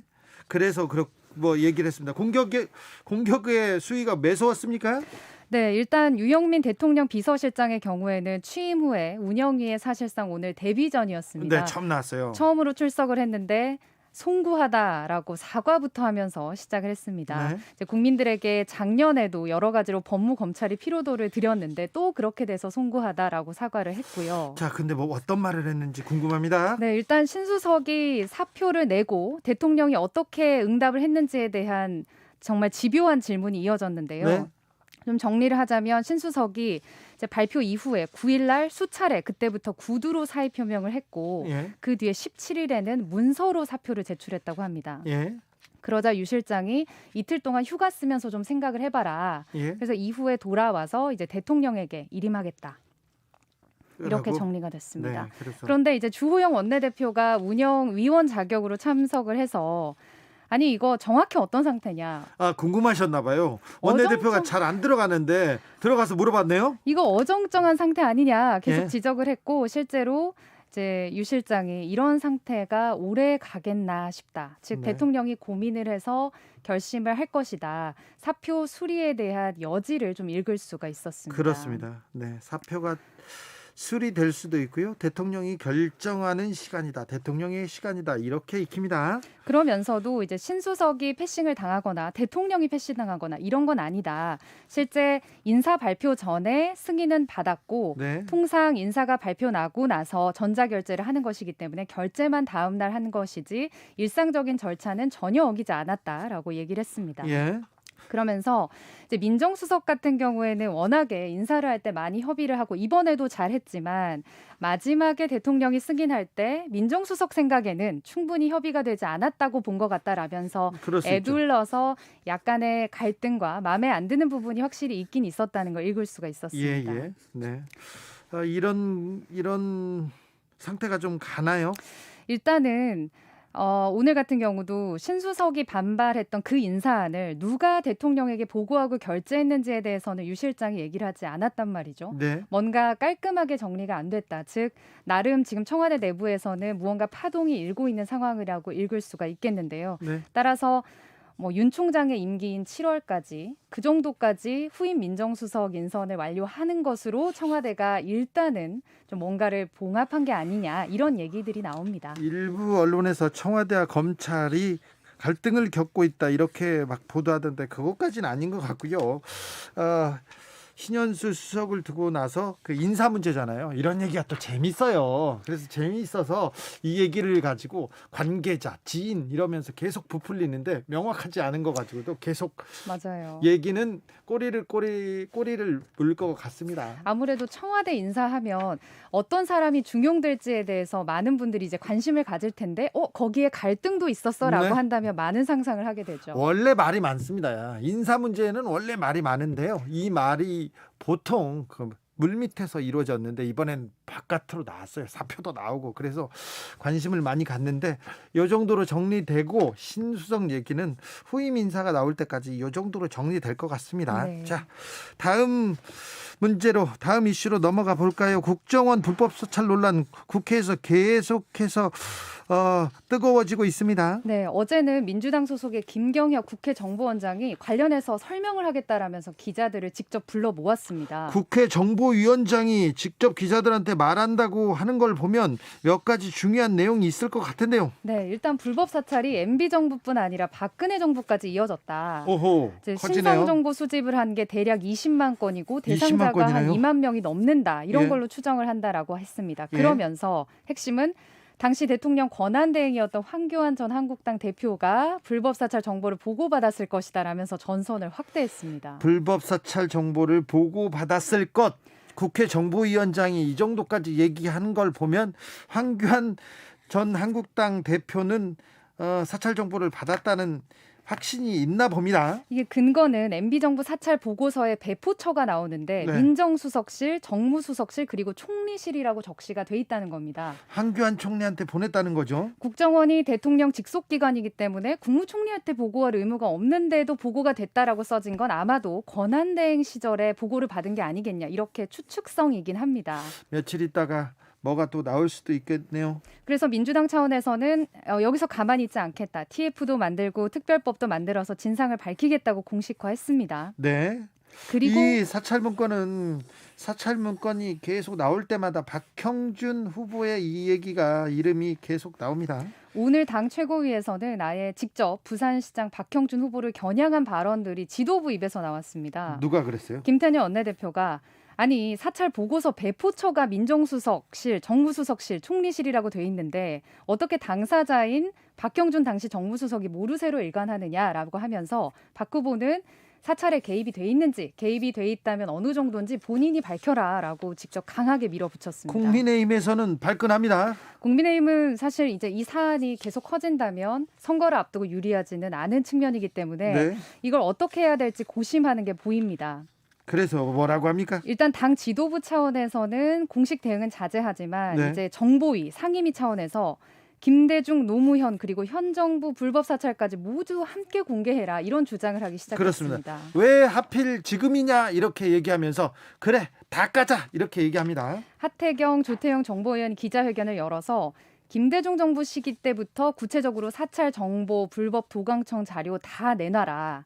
왜냐하면 이제 실제 김대중 정부 시절에 국정원 이제 불법 도청 사건이 터지지 않았습니까? 예. 그때 이제 지시하고 보고받은 구체적인 혐의가 드러난 두 사람이 징역형을 선고받은 게 사실이거든요. 네. 그래서 이 문제들을 가지고 이때만 있었던 게 아니다. 네. 아예 모든 정부 때 다 있었으니까 하자라는 맞불 작전으로 나오는데요. 민주당에서는 노무현 정권 때는 불법 사찰이 없었고 그 DJ 정권 때는 김대중 정부 초기에 그러니까 YS 정권에서 이어오던 불법 사찰이 조금 있었다 이러면서 두 명의 국정원장이 사법 처리를 받았다 이렇게 네. 얘기하죠. 그런데 사실 MB 정부의 사찰 피해자들이 지금 국회에 있지 않습니까? 네. 배진교 의원도 이미 문건을 공개했고 심상정 의원도 네. 청구를 한다고 하는 걸 보니까 이게 단순히 이제 정권을 넓히는 걸로 될 게 아니라 MB 정부 때 사찰 피해자들이 구체적인 문건을 계속 들고 나올 걸로 추정이 돼서 아마 그렇죠. 이 정도로 끝나지는 않을 것 같습니다. 3월 10일부터는 그 문건을 공개해야 되는 벌써 문서 공개를 청구했고요. 그때부터 네. 공개해야 되는 게 뭐 국정원의 입장이기 때문에 누구든 나올 거예요. 누구든 사찰 문건이 나오지 않습니까? 그럼 굉장히 뜨거울 거예요. 굉장히 어떻게 보면 흥미를 폭발력을 가진 사안이 또 많을 거고요. 그렇죠. 그리고 이 사람에 대해서 이런 면까지 나라에서 사찰했단 말이야라는 것만으로도 엄청난 관심들을 모으고 있습니다. 9505님께서 이거 결국 민주당 발목 잡는 특검까지 가게 될 듯 이렇게 얘기하는데 이분은 매크로 사건 생각하나 봐요. 매크로라고 옛날에 네이버에서 이게 매크로를 돌려서 기계를 돌려서 그 SNS에 공작을 하던 여론 조작을 하던 일이 있었는데 그걸 가지고 민주당에서 추미애 대표가 그때 문제 제기를 크게 했죠. 경찰 고발을 하고. 근데 특검으로 가더니 갑자기 민주당의 선거 운동으로 바뀌었고요. 그다음에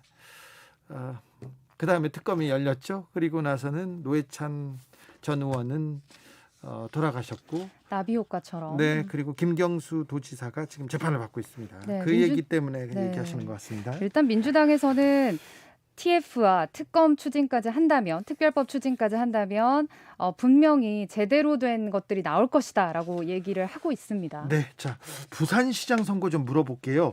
이현주, 박민식 두 분이 단일화를 했죠? 네, 여론조사를 실시해서 이제 오늘 이현주 후보로 단일화 결정됐다고 발표를 했습니다. 발표했습니까? 깔끔하게 끝났습니까? 네, 국민의힘에서는 4명의 후보가 있었는데요. 예? 두 후보가 단일화를 했죠. 다른 남은 후보가 박성훈 후보인데 오늘 이 후보가 기자회견하면서 박 후보랑도 얘기를 하기로 했다. 즉 3자 동맹으로 가서 부산에서 이제 여야 통틀어서 선두를 달리는 박형준 후보를 추격하겠다라고 일단 포부를 밝혔습니다. 그래요? 여기서도 또 변수가 생기네요? 일단 박 후보 경우에는 앞서 얘기했던 것처럼 이제 청와대 정무수석 시절에 이 불법 사찰과 관련해서 뭔가 민주당이 공세 수위를 높이고 있는데 국민의힘 내부에서도 반 박형준 전선이 형성이 된 겁니다. 네. 일단은 아무래도 1위이기 때문에 이런 후보들이 합하는 거 흥행몰이에 좋다라고 여유로운 입장을 펼치고는 있는데요. 네. 민주당에서 얘기한 것처럼 불법 사찰과 관련해서 공식적인 입장을 아직 내놓지 않아서 그 부분도 관건이 될 것 같습니다. 계속 박형준 전 정무수석한테 이 부분이 계속 그 마이크를 들이대는 일이 있을 것 같습니다. 이어질 것 같습니다. 네. 서울시장 보궐선거 단일화는 어떻게 돼가고 있어요? 일단 오늘 3월 4일이 국민의힘의 내부 후보를 확정하는 날입니다. 3월 4일이 국민의힘, 3월 1일이 민주당이죠? 그렇죠. 다음 주에 결정이 되는데 이제 일주일 정도밖에 남지 않았기 때문에 국민의힘 내부에서도 지금 이제 경선 전에 뭔가를 만들어야 되지 않겠느냐라고 하면서 단일화 얘기가 나오고 있는 겁니다. 일주일 만에 막 단일화가 가능할까요? 정치는 불가능한 게 없습니다. 그렇죠. 자기한테 유리하면 됩니다. 네, 이제 나경원 후보가 예비 경선에서 본 경선 갈 때 1위를 한 상태거든요. 나 후보 제외하고 다른 세 후보, 오세훈, 오신환, 조은희 후보 간의 단일화 얘기가 솔솔 나오고 있습니다. 그래요? 부산하고 똑같네요? 일단은 3자 동맹으로 1등을 이겨보겠다 이런 새로운 전략인데 사실 이런 소문에 불과한 것이고 후보들은 단일화 한 번도 생각해 본 적 없다. 일단 선은 그었습니다. 그래요? 그런데 아주 불가능한 신호라가 아닌 것이 그렇죠. 지금 오세훈 후보 입장에서만 본다면 최종 경선 전에 무언가 변화를 만들어야지만 나아가서 판을 계속 바꾸고 안 후보와 대척점에 있을 때도 국민의힘의 지지를 받을 수가 있기 때문에 그렇죠. 아무래도 어떤 후보들이 모여서 힘을 실어주느냐에 따라서 진짜 본경선이라고 할 수 있는 안철수 후보와의 단일화 그 문제를 좀 보고 가야 되거든요. 지금 그러니까요. 오세훈 후보가 사실 상승세에 있어요. 여론조사에서는 만만치 않거든요.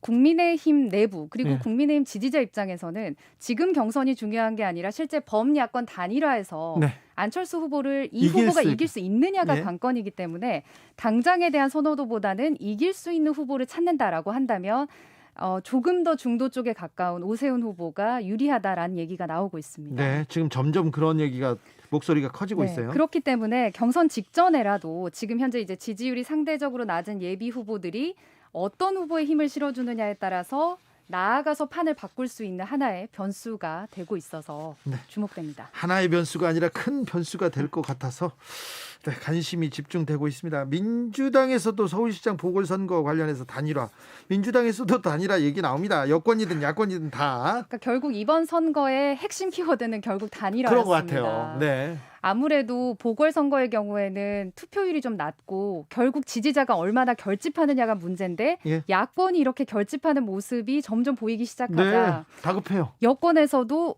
무조건 합하고 그 모양을 보여야 한다. 이제 이런 분위기가 나오고 있는데요. 오늘 민주당 비공개 최고위에서 민주당과 열린우리당 간의 후보 단일화 얘기가 나왔다. 공식화를 했습니다. 네. 이게 이제 단일화를 하는데 시간이 정말 많지가 않아요. 왜냐하면 다음 달 8일이 출마를 위한 현직 의원 사퇴 시한입니다. 그렇죠. 의원을 사퇴해야 되는데 그렇죠. 김진애 열린민주당 후보 여기에 중요하겠죠. 그리고 조금 전에 이제 시대전환의 조정훈 후보도 네. 이 민주당과 열린민주당 그리고 시대전환까지 합하는 이제 3당 간의 단일화에 참여하겠다 이렇게 이제 기자회견을 했거든요. 예. 조 후보도 마찬가지로 현직 의원이기 때문에 네. 이 단일화 협상은 결국 3월 8일까지는 무조건 끝나야 합니다. 3월 8일 안에 뭐 끝나겠네요. 네, 결국에 이제 단일화가 키워드로 떠오르면서 국민들 입장에서는 단일화 하면 더 피로감을 느낄 수도 있다라고 해서 부정적인 입장도 있지만 결국 야와 여의 지지층이 얼마나 결집하느냐가 이번 선거의 핵심이 되면서 예상외로 투표율이나 흥행몰이가 될 수도 있을 것 같습니다. 그렇습니다. 또 약자가 강자를 따라잡을 수 있는 게 또 단일화의 묘미 아닙니까? 맞습니다. 그래서 선거는 정말. 네. 아까 말했지 않습니까? 정치판에서는 불가능한 게 없어요. 어제 저기 오늘 다 웃고 있어요. 충분히 그럴 수 있죠. 그렇습니다. 그래서 어떤 의원이 내가 진짜 저 사람하고는 정치 안 한다. 그런데 그 다음날 같이 손잡고 있어요. 그런 장면 많이 보지 않습니까? 그렇죠. 이번 선거에서는 특별히 많이 보고 있습니다. 그렇습니다. 기자들의 수다 지금까지 KBS 김비치라 기자였습니다. 감사합니다. 고맙습니다. 교통정보센터로 갈까요? 정현정 씨. 네, 퇴근 시간이 되면서 도로 위에 차들이 많아지고 있습니다. 속도 줄여서 안전하게 지나셔야겠는데요. 먼저 경부고속도로는 서울 방향입니다. 안성에서부터 정체가 시작돼서 남사 부근에서 동탄 분기점까지 6km 구간 밀리고 있습니다. 판교에서 판교 분기점까지 제속도 못 내고요. 달래내에서 반포까지는 10km 이상 속도 줄여서 지납니다. 서울 양양고속도로는 서울 방면으로 덕소산패에서 강일까지 막히고요. 영동고속도로는 강릉으로 가는 길입니다.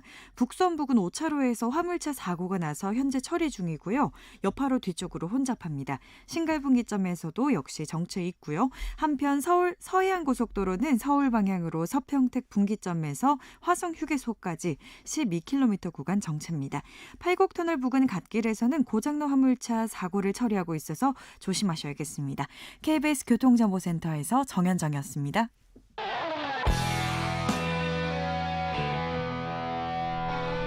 스치기만 해도 똑똑해진다. 드라이브 스루 시사 주진우 라이브.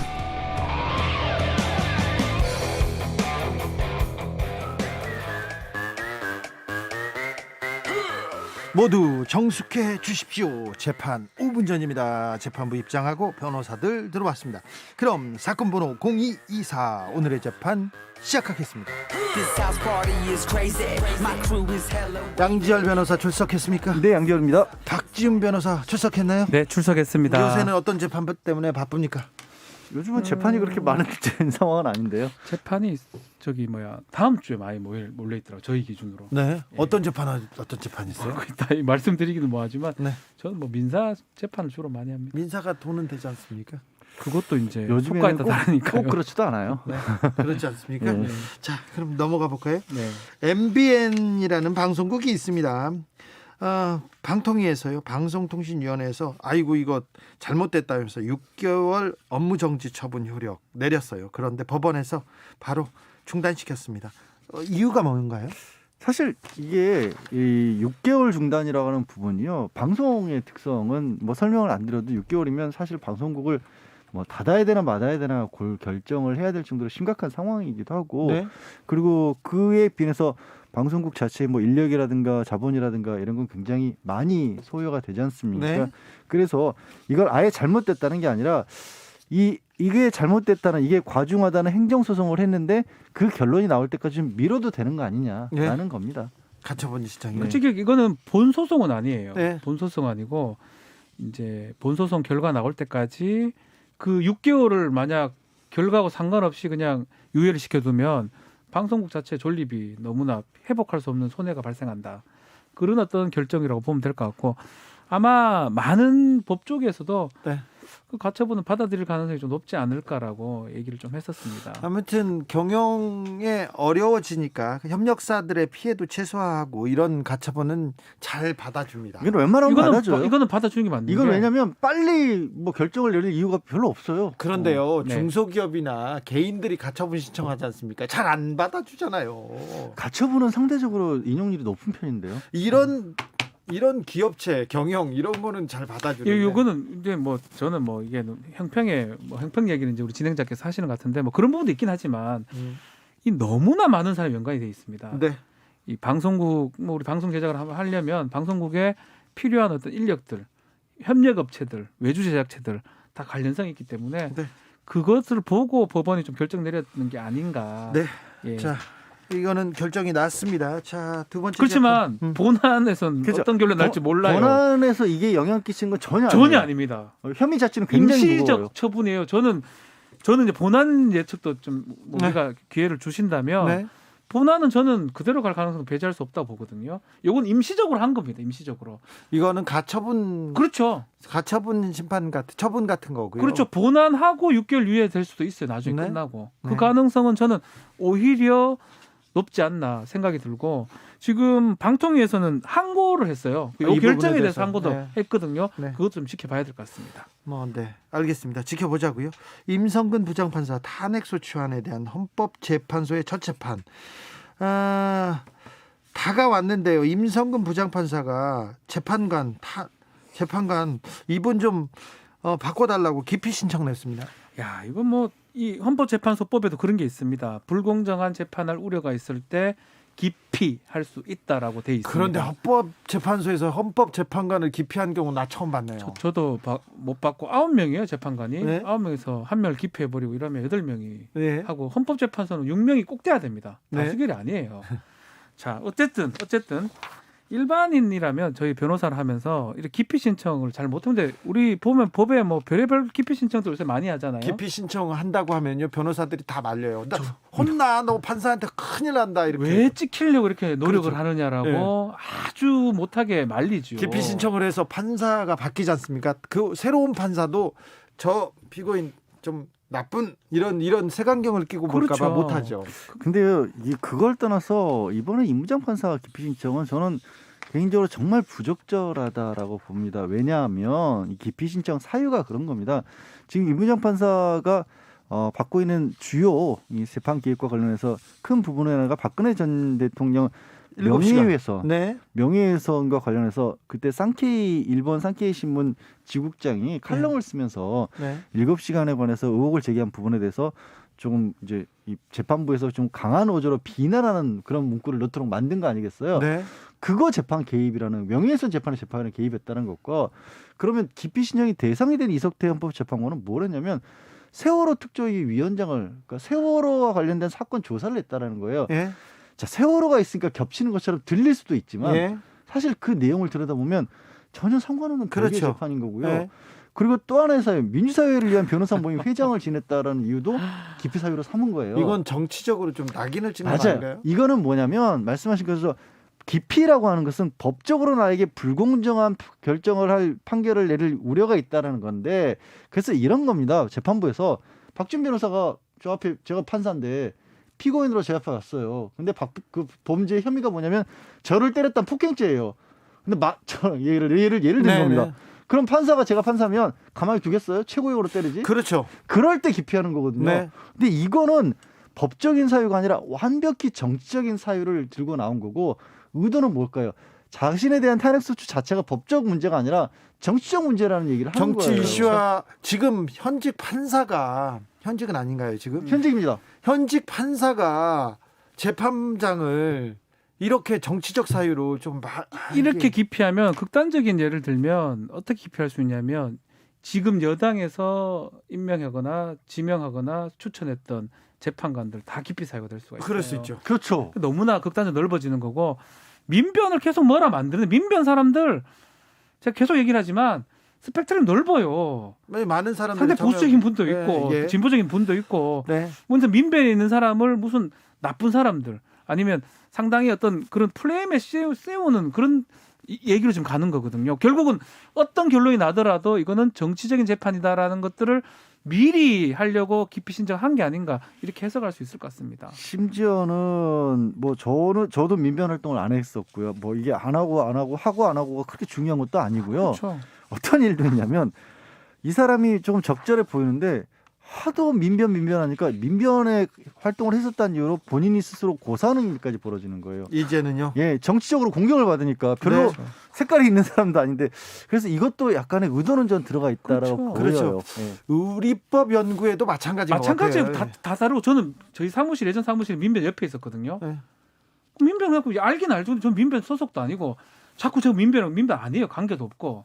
민변 옆에 빌딩. 민변 옆에만 근데 있어요. 서초동에 예. 민변이 있거든요. 예. 그럼 다 주변 사람들 변호사들 다 민변 옆에 있는 거 아니에요? 그 장소가 이제 그쪽이 그 상당히 큰 도로에 있기 때문에. 네. 1928님께서 임 판사님은 아는 것을 200% 활용하는 것 같아요. 저 같은 일반인은 엄두도 못 내는 것들이야 부럽기까지 합니다. 그렇습니다. 그런데 좀 재판을 이렇게 정치적으로 이용하는 거는 재판의 중립성에 굉장히 조금 위해가 되는데 이거 판사님들이 싫어하는 거거든요. 근데 싫어하는 거를 판사님께서 하고 그렇죠. 본인이 지금 받고 있는 의혹 자체가 정치적인 고려, 정치적인 이유 때문에 후배 판사의 재판에 개입했다는 건데 네. 본인이 그런 의혹을 받고 있으면서 아니다. 나에 대해서 그런 의혹을 보낸 시선이 정치적이다. 이렇게 싹 돌린 건데 네. 이분 법적 감각이 아니라 정치적 감각이 굉장히 뛰어나신 것 같아요.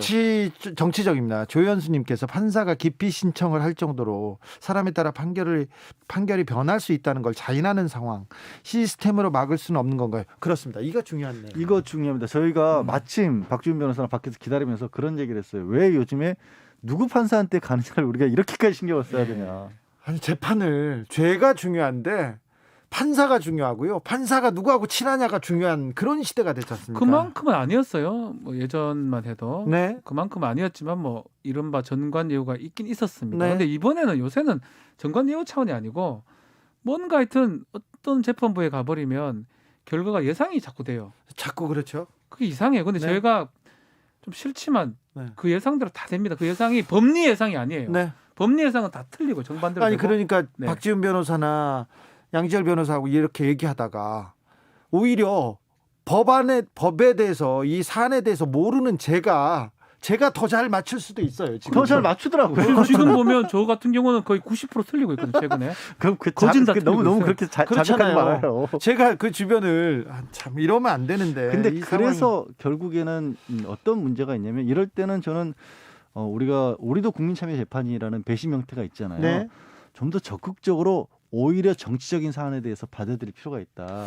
그래서 절대 다수가 동의하지 않으면 저는 이런 겁니다. 입장에 따라서 이게 무죄일 수도 있다고 보는 입장과 유죄일 수도 보는 입장이 너무 극명하게 갈리는 사건이면요. 네. 사실은 애초에 수사와 재판 대상이 돼서는 안 된다고 봐요. 저는.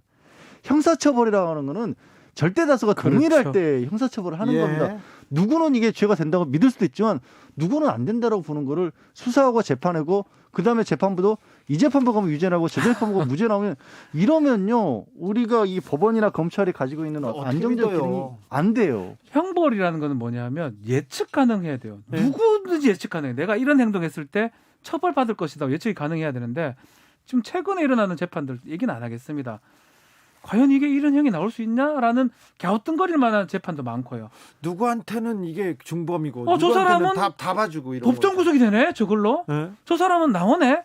이런 이상한 결과가 난다는 거는 그 자체가 잘못된 거예요. 지금 양질 변호사 정말 정확한 얘기를 했는데 이렇게 극명하게 이건 정치적인 상황이에요. 극명하게 사람의 생각에 따라서 유무죄가 갈린다면 그거 자체가 범죄화되면 안 되겠죠 사실은. 네. 좀 안타까운 현실입니다. 얼마 전에 검찰 중간 간부 인사가 있었는데요. 거기에 또 주목되는 분이 한 분 계셨어요. 이문정 검사인데요. 서울중앙지검 검사로 발령받았습니다. 지금 대검찰청 감찰연구관인데요. 그러면서 보수 언론에서 일제히 이문정 검사가 한명숙 불법 정치자금 수수 사건 재조사에 나설 수도 있다는 이런 전망을 했는데요. 어찌 보십니까? 일단 좀 말씀을 드리면 이제 검사입니다. 보도가 되긴 했는데 하여튼 실명은 거론하지 않겠습니다. 네.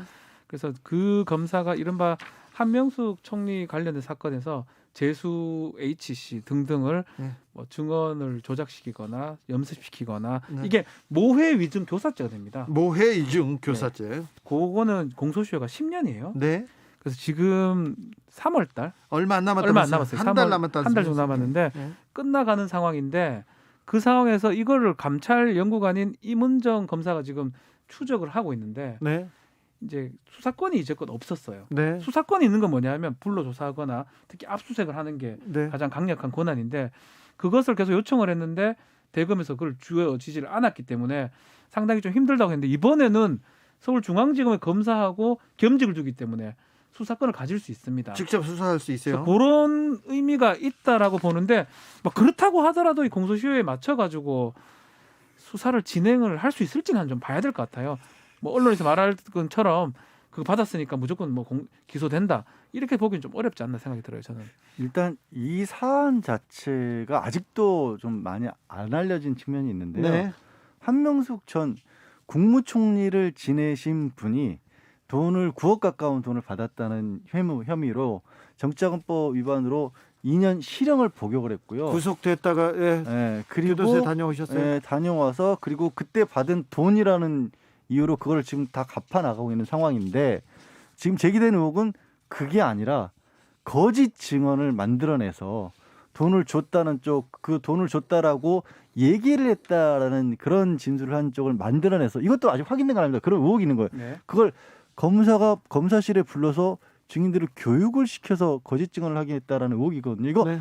어마어마한 의혹이에요, 사실은. 그렇죠. 그래서 이거는 반드시 진짜 의혹이 맞는지 아닌지를 오히려 검찰이 적극적으로 밝혀야 될 사안이라고 저는 보고요. 이런 걸 검찰에서 열심히 수사해야죠. 그리고 이 언론에서 보수 언론에서 이 박 변호사가 제기한 것처럼 그런 목적으로 지금 임은영 인사를 했어. 검사 예. 근데 설령 그런 목적으로 인사를 했다고 할지라도 만약에 생각을 거꾸로 해보면요, 임은영 검사가 사실이 아닌데 그 사실을 만들어낼 수 있을까요? 전체 검찰 조직을 상대로 해서 검사 한 사람이 설령 그런 목적으로 갔다고 할지라도 오히려 응원해주고 오히려 밝혀줘야 돼요. 사실 근데 검찰과 관련된 비위, 네. 의혹 이런 거는 검사들이 더 열심히 해서 밝히는 게 맞아요. 그 사실은 뭐 이게 좀 얘긴 한데 임성근 판사 같은 경우가 탄핵이 됨으로써 판사들이 이제 젊은 판사들이 그런 얘기를 할 수 있을 것 같아요. 만약 우리 위에서 자꾸 네. 판결을 괴롭히시면 임성근 판사처럼 탄핵될 수 있지 않느냐. 네. 뭐 그런 어떤 선례가 될 것 같아요. 탄핵 그렇죠. 발의가 되긴 했지만. 그리고 윗사람이 이제 그 밑에 있는 판사한테 그렇게 네. 지시 못합니다. 못하죠. 네. 마찬가지로 검찰이 이런 사건에 대해서 좀 자정작용이라 하죠. 정확하게 처벌하고. 근데 왜 지금 시간이 많이 지나서 징계시효는 다 지나버렸어요. 할 수 있는 거 유일하게 남은 게 모해 위증 교사로 가서 겨우겨우 처벌. 그걸 처벌을 한다는 건 과연 그게 뭐냐면 검사 입장에서도 선배가 시킬 수 있겠죠. 상관이. 처벌받습니다. 이 위증 교사하면 네. 그런 어떤 좋은 선례가 될 수가 있거든요. 네. 그런 측면에서 오히려 검찰이 더 조사를 좀 잘해야 되는데 네, 그렇습니다. 제 식구 감사기 같은 게 되는 모습이 네. 아닌가 생각이 들어요. 아플지라도 이거는 몸에 좋은 아픔입니다. 그래서 검찰에 대한 비판이 아니라요. 이건 검사들이 명확하게 이런 의혹은 해명하고. 또 한 가지 저희도 이걸 알죠. 뭐 이게 특수수사 예전에 특수수사 할 때 뭐든지 증거를 이제 해야 되니까 어쨌든 간에 수사를 해가지고 기소까지 하려면 그런 과정에서 무리한 모습들이 있었어요. 아니면 아니다.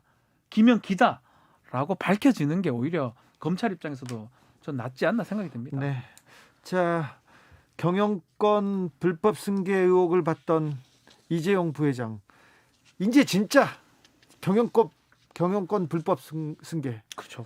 주가 조작 막 그리고 분식 회계 막 이런 거 나옵니다. 진짜 중요한 재판이 다음 달부터 시작됩니다. 예, 이 재판이 이제 소위 말하는 이제 자본시장법이 상당히 센 삼성바이오 삼바 사건이라고 우리가 많이 세간 알려져 있죠. 네.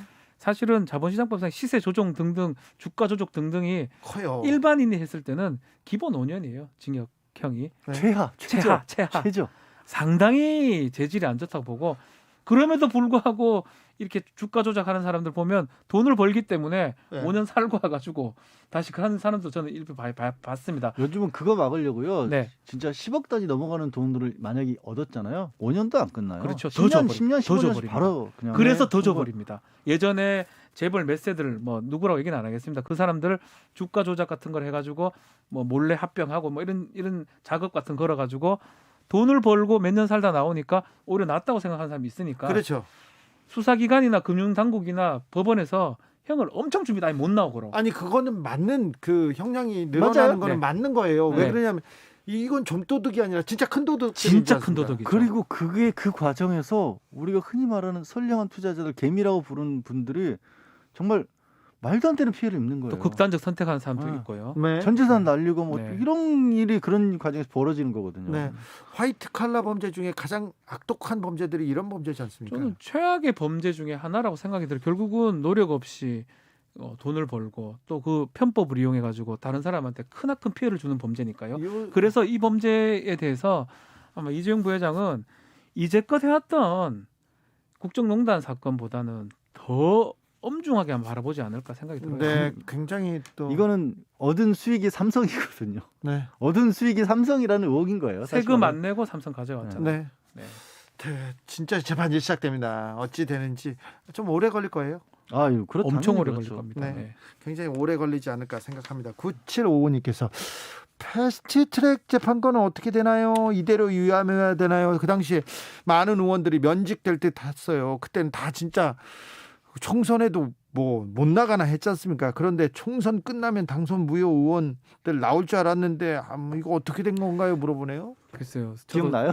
저도 지금 따라오진 않았네요. 그거는. 재판 선고가 돼야 되는데 네. 재판부 지금 바뀌는 데가 많거든요. 인사이동 바뀌고 때문에. 열심히 안 해요. 왜 판사들이 이런 재판은 열심히 안 할까요? 그 예전에 기억날 겁니다. 김경수 지사 사건 결국 넘겨서 다른 재판부가 판결 선고까지 갔다가 다른 재판부가 다시 심리해서 여기 패스트트랙에는 걸려 있는 의원들이 많잖아요. 그래서 이게 정치적 부담을 느끼는 거예요. 판사가 당장 뭐 나경원 전 의원 같은 그거 경우 걸려 있잖아요. 서울시 선거 가야 되는데. 선거가 걸려 있으니까. 판사들이 정치적 부담을 갖기 때문에 지금 자기네들이 안 하고 싶어서 지금 폭탄 돌리기 하고 있는 건가요? 그래서 판사 같은 경우는 기본 1년 단위로 이동하긴 합니다. 뭐 같은 지역에 뭐 법원에서는 한 3년까지 있지만 그렇죠. 이런 시간만 조금 눈빛이 제가 이런 말 드리는 눈빛이 요 사건 안 해도 되니까 너 한번 끌어봐라 이런 변호사한테 눈빛을 주시면 네. 저희가 신청을 하나 합니다. 네. 그러면 다음 재판부로 넘어가는 경우도 있거든요. 네. 아마 그런 식으로 계속 넘겼던 상황이 아닌가. 증인 신청하고 뭘 하고 이러면 네. 늘어날 수 있거든요. 박범계 딱 그래 법무부 보입니다. 장관도 연루돼 있어. 다 연루돼 있어요. 민주당에서 공판기일 연기해달라는 요청도 했다고 합니다. 네. 이성윤 지검장을 지금 서울중앙지검장이에요. 그런데 피의자로 전환했습니다. 이거는 충격적이지 않나 싶어요. 체포할 수 있다 이런 식으로도 지금 언론에 보도가 피의자는 2번 안 나오면 체포할 수 있잖아요. 네, 그래서 언론에 지금 보도가 되고 있는데 이거는 김학의 사건 네. 관련된 부분입니다. 참고인이고 직접 관련 당사자도 아닌 것 같은데요. 일단은 저는 시간이 좀 얼마 없는데 네. 과연 이 김학의 전 차관의 출국을 막았던 게 이건 막아야 돼. 저한테 시키면 저는 막았을 것 이게 같아요. 전면적으로 아까 말씀드렸던 딱 그런 사건에 보기에 따라서 누구에겐 예. 큰 범죄인 거고. 절차적 정당성 얘기를 하는데 그러니까 절차적 정당성이라는 게 법원 형사소송이나 형사재판에서의 절차적 정당성이 아니에요. 이거는 행정행위에서의 절차의 문제이기 때문에 사실은 큰 문제가 아니라고 보는 입장에서는 야 이거는 내부 징계 정도 사유지 이걸 왜 수사를 해. 검찰에서도 그렇게 말하는 사람도 있어요. 예. 검찰 내부에서조차도. 아니 범죄자가 도망가면 막아야죠. 예. 그리고 그걸 막았던 게 이런 겁니다. 아무리 범죄자라고 할지라도 영장도시 막 가둬놨다거나 몸을 뒤졌다거나 그런 게 아니라 나라를 떠나지 말라고밖에 안 했어요. 네. 그리고 본인이 거기에 대해서 이의 제기도 안 했어요. 네. 그리고 그 이후의 수사와 재판에서는 그 절차가 별개로 이루어진 거기 때문에 그 절차에 대해서 문제 제기한 적도 없어요. 이거는 무슨 증거를 불법적으로 모았다든가 인신을 불법적으로 잡았다든가 그런 증거를 이용해서 재판했다든가 아무 상관없는 거예요. 오로지 출국 금지 과정 자체에서 행정적인 그 절차를 어떻게 하냐 그 문제거든요. 자, 더 나아가서 그런 사람을 못 가게 막는 게 맞지 않습니까? 그리고 누구 때문에 그렇게 사건이 벌어졌는지 검찰이 그렇게 절차적 정의를 지키지 않았기 때문에 그런 일이 일어난 거거든요. 검찰이 지금껏 김학의 전 차관을 수사하지 않았기 때문에 그러니까요. 첫 번째도 두 번째도 다 수사하지 않고 세 번째도 민기적 수사하지 않다가 도망가려고 하니까 잡은 거 아닙니까? 이거를 과연 누가 동의를 하고 이걸 잘하고 있다고 얘기를 할까요? 저는 저희가 아는 보수 쪽 사람들도 이거는 좀 이상하지 않나라는 분이 꽤 왜 많거든요. 김학의를 들고 나왔을까라는 반응들이 있는데 밀어붙이는 것 같아요. 네. 예. 일단은 이해하기 이성윤 어렵습니다. 지검장을 잡으려면 그거 걸리니까요. 원전 경제성 수사하고도 거의 비슷한 구조가 아닌가 그런 맥락이 생각도 그래요. 해봅니다. 그래서 동의받을 수 있는 걸 한다면 국민들이 할만하다 하는데 저는 지금 하는 수사가 대부분 그렇거든요. 근데 또 뭐 수사 입장에서는 절차적 정당성 여기에선 법을 지키지 않았다. 이 문제에 대해서는 수사하겠다. 할 수 있어요. 아니, 할 수는 있어요. 절차적 정당성을 계속 강조하고 적법 절차를 얘기를 하고 심지어 미란다 원칙까지 끌어들이는데요. 그런 것들이 적용되는 영역이 아니라는 거예요. 제 말씀은. 네. 그런가요? 네. 재판은 많고요. 네. 재판은 항상 5분 전입니다. 5분 전입니다. 양절 변호사, 박지훈 변호사 오늘도 감사했습니다. 네, 고맙습니다. 조성빈님께서 달을 가리켰더니 손톱에 때가 꼈다고 하는 격이네요. 그런 것도 같아요. 네, 때가 꼈나요? 네. 빌리 아일리시의 Bad Guy 들으면서 주진우 라이브 마무리하겠습니다. 저는 내일 오후 5시 5분에 돌아옵니다. 지금까지 주진우였습니다.